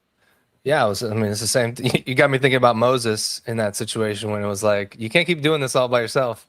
You gotta assign some people, because you're gonna get burnt out. So absolutely, like we gotta, Exodus 18. And part of that is just us doing what we do and continuing to do it and continuing to put content out there, continuing to be in the comment section, doing the apologetics, and just helping encourage the men to go out there and do the same, right? And challenging other teachers, pastors, and others. We do this with the response videos, but I think it's very important for us to challenge them, particularly those that are Torah. They call themselves Torah teachers. I'm going to challenge them. If you're going to speak stupid on this topic, I'm going to challenge you, because you are denigrating the Most High, you're denigrating His word, and you're not upholding the Torah. And so those are the ones that I go after the hardest. And you should, because I don't see how you can, you call yourself a Torah teacher, a Torah observant teacher, and then you teach against polygyny, because it is so just obnoxiously clear that it is not a violation. And so, the Christian pastors have somewhat of an excuse. It's not a good one, but they at least have somewhat of an excuse to say, well, we don't even think the law applies still. So they get to fall back on well, you're just applying to the old law, and we don't actually think that that's valid anymore. Yeah. And so it's a harder transition to get, the non-denominational or the Catholic priest to agree that polygyny is righteous. The Torah teachers have no excuse at all, because they are truly cherry picking. If they try to say, well, we like all this Torah stuff, but not that. Right. That's way worse. And I would say that the church lost the homosexual battle before it ever began, because they had rejected the Torah. Right. Yeah. Exactly. They lose this battle equally because they've rejected the Torah. And in fact, I have said it before, and I'd love y'all's thoughts on this, but I've said it before that I don't think the Father will defend your false doctrine. He won't help you defend your false doctrine if it's contrary to his word. It's just not going to happen. Right. He's not gonna change your biology either. Right. He's not gonna change your biology as a man to protect the lie that you believe you're limited to one woman because you were taught that. Right. So you got all these men that are struggling with the desire to have another wife or whatever it is, and they don't understand why, because they truly are bought into this monogamy only false doctrine. They don't understand why their prayers to like take this away from me are not being answered. Well, you're praying for him to take his design away from you instead of understanding there's a righteous way to go about using that desire, right? Yeah. They're asking the Most High to override the operating system and rewrite the manual for their feelings. Right. You know, I think one of the most powerful things to see with all of this is how polygyny swims the same direction in the stream as salvation. You know, it swims in the same direction. Explain. I think the more and more as we can explain it and we can expose people to the fact that polygyny is a picture of Yah's plan for salvation. You know, and realize that it was his plan before the garden.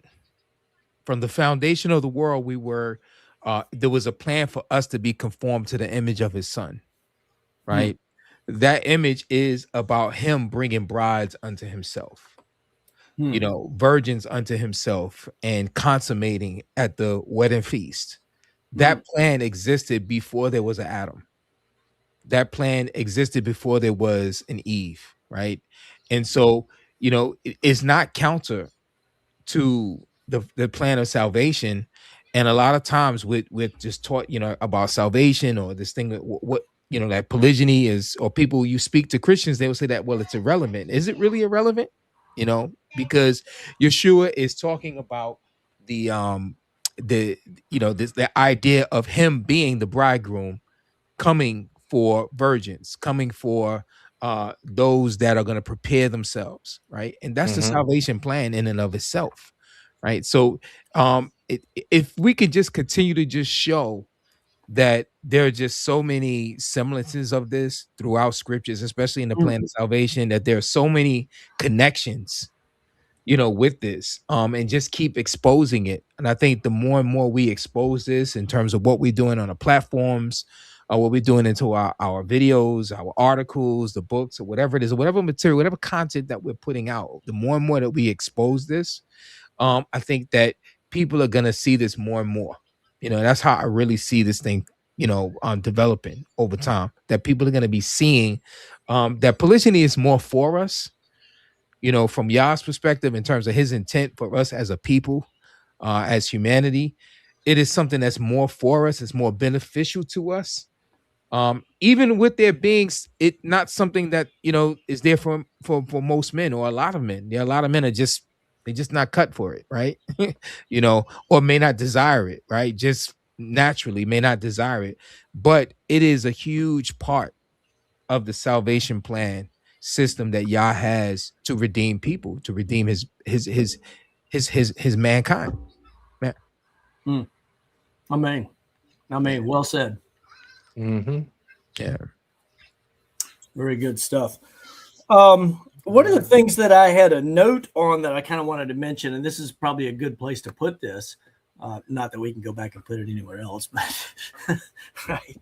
But when we're getting the message out, I think it's very important for us to make sure that the message is the thing that causes the offense and not us be the thing that causes the offense. Yes. It's so easy for us to be acrimonious or antagonistic or abrasive, and I'm guilty. I've done it. I'll probably do it again at some point. But I think in comedy, and also have to understand that there's a difference in how you speak to sometimes there's a difference in how you speak to a public audience, what I can say on video versus what I would say to somebody if I was speaking to them face to face, one-on-one, right? You got more body language and other things, but generally I'm going to do everything I can not to be the stumbling block. I can lead them to the stone that makes the men stumble, but I don't want to be the stone that makes men stumble, right? I don't want them stumbling over me and not getting to the message. I want the message to be the thing that they've got to deal with. And yes, a stone in their shoe. Brother Bible Marriages, you used the image of stone in the shoe, followed immediately by planting seed. And I was thinking about being in the garden the other day, and I got an okra seed in my flip flop, and it was just like a stone. And that was the first time that when you said that I put it together. And I thought maybe it's the seeds that are that are really what's falling in their shoes, because some seeds are big enough to be really uncomfortable to step on. So yeah, and I would add that something I've transitioned to lately is just, and I think we see this in Yeshua a lot, is asking more questions rather than just telling people what it is. Because I think if you can get people to come to the conclusion on their own, it's going to be a lot faster than trying to just convince them of the truth. And so I've started to just really try to ask questions that make them pull on strings that they're going to have to get to a certain point and realize, okay, well, that can't be true because I accept that this is true. That is a great tactic.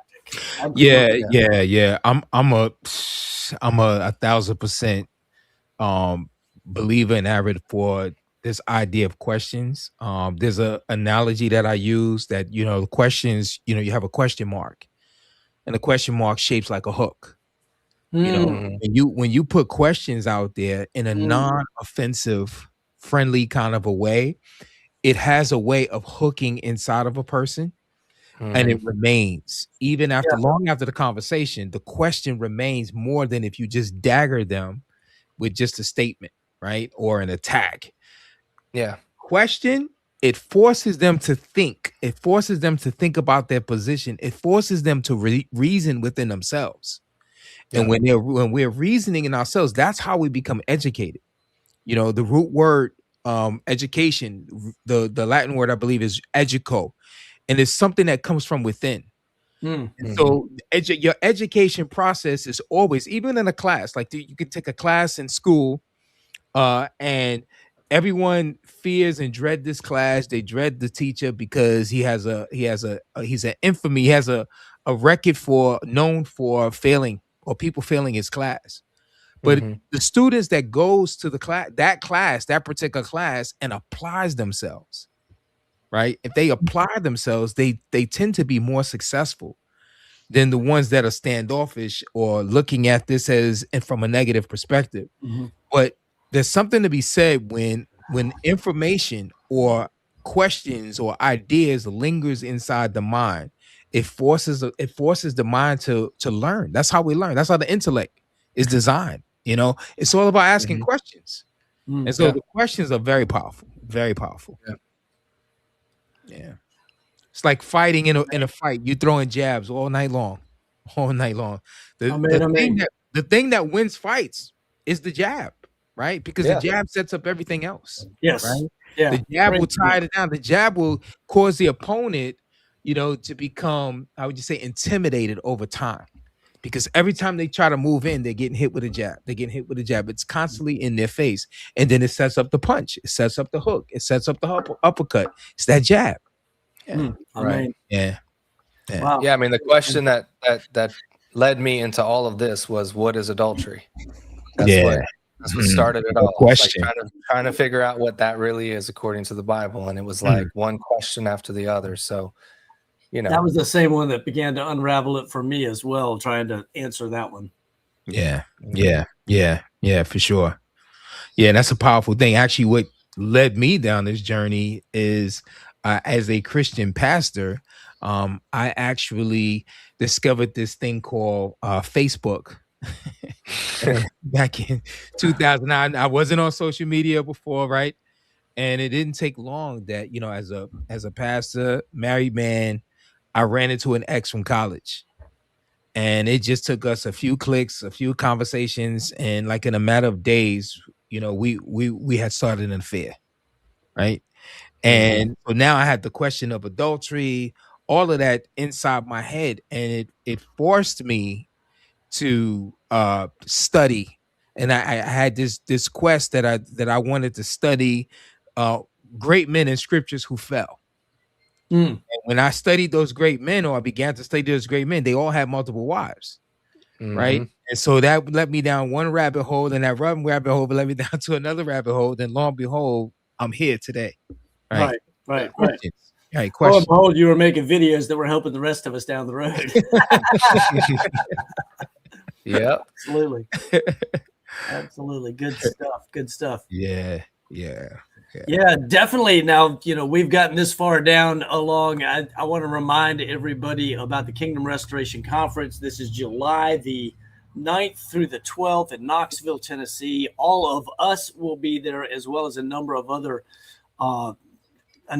fantastic men and women, some of whom have YouTube channels and ministries related to headship and patriarchy. We've got some amazing speakers that are going to be there. And then, some of the people here in the comment section are going to be there, and I'm hoping more will. You guys, I really would love to have all of you there, because it's an opportunity, not just for a few hours, but for days where we can get together, worship together, sharpen our swords, network, build connectivity, vision cast, and then just learn and grow. We're going to have a lot of things, a lot of opportunities with the different speakers and with some of the breakout sessions to learn and grow. And I always learn. I learn every time I'm around any of you guys. I learn, because these conversations lead to more opportunity to fellowship, more opportunity to learn, get new perspective. I'm always sharpening my arguments and my understanding. I'm happy to be challenged anytime on anything. And I know that's true for each of these men here as well. But we would love to have all of y'all join us at the conference this year in Knoxville, Tennessee. And I just had the banner up. I want to make sure it's back up here. You can go here for registration information. You don't want to wait too late to register. If you make a decision to go, get registered, go ahead and get signed up and all that kind of good stuff. Because registration costs go up, and I forget, it's somewhere middle of May or something like that. They go up, even though registration will continue to accept registrations until we're full. Or if we fill up before that, well, we just fill up before that, right? And yeah, we might sell out before registration goes up. Yeah, so you don't want to wait till the last minute. Yeah. Pete, you want to run the promo video again? Yeah, we can do that, guys. Take a look at this. Give you a chance to see again. This is really going to be exciting. We are very excited about everything and those who are going to be there. The most prophesied event in all of Scripture is the restoration of Kol Israel. And that restoration begins where it always has, in the home, under proper biblical headship and authority. The Kingdom Restoration Conference is back for its second year. Join us in Knoxville, Tennessee, July 9th through 12th as we gather to study Torah, explore headship and patriarchy, and learn how to build family, clan, and tribe the way Scripture intended. This year's speakers include Aubrey and Dr. Rushane Killian, Dr. Yonatan Baruch, teacher Pete Rambo, Mike Allen of Digging in the Word, Ryan Ridgely, Jared Cheshire, and Deborah Augustine of Call for Wisdom, presenting and leading breakout sessions to guide you toward the restoration of Kol Israel. Seating is limited to just 200 participants, so don't wait. Register today at kingdomrestorationconf.com, and we look forward to seeing you there. Fantastic. Yeah, and this goes back to something to understand is being in the room, being present, having face-to-face contact is so much better than the amount of time that we spend on YouTube or the amount of time that we spend listening to various teachers across the internet or reading books or whatever.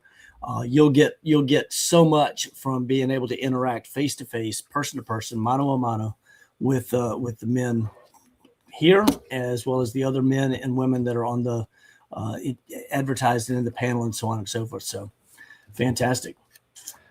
All right, gentlemen. Very much looking forward to it. I'm excited. I'm excited. Yeah. Yes. And I'm looking forward to meeting you face to face for the first time. We've worked together on a lot of things for a while, so it's going to be exciting. I'm excited. Yeah, that's mutual.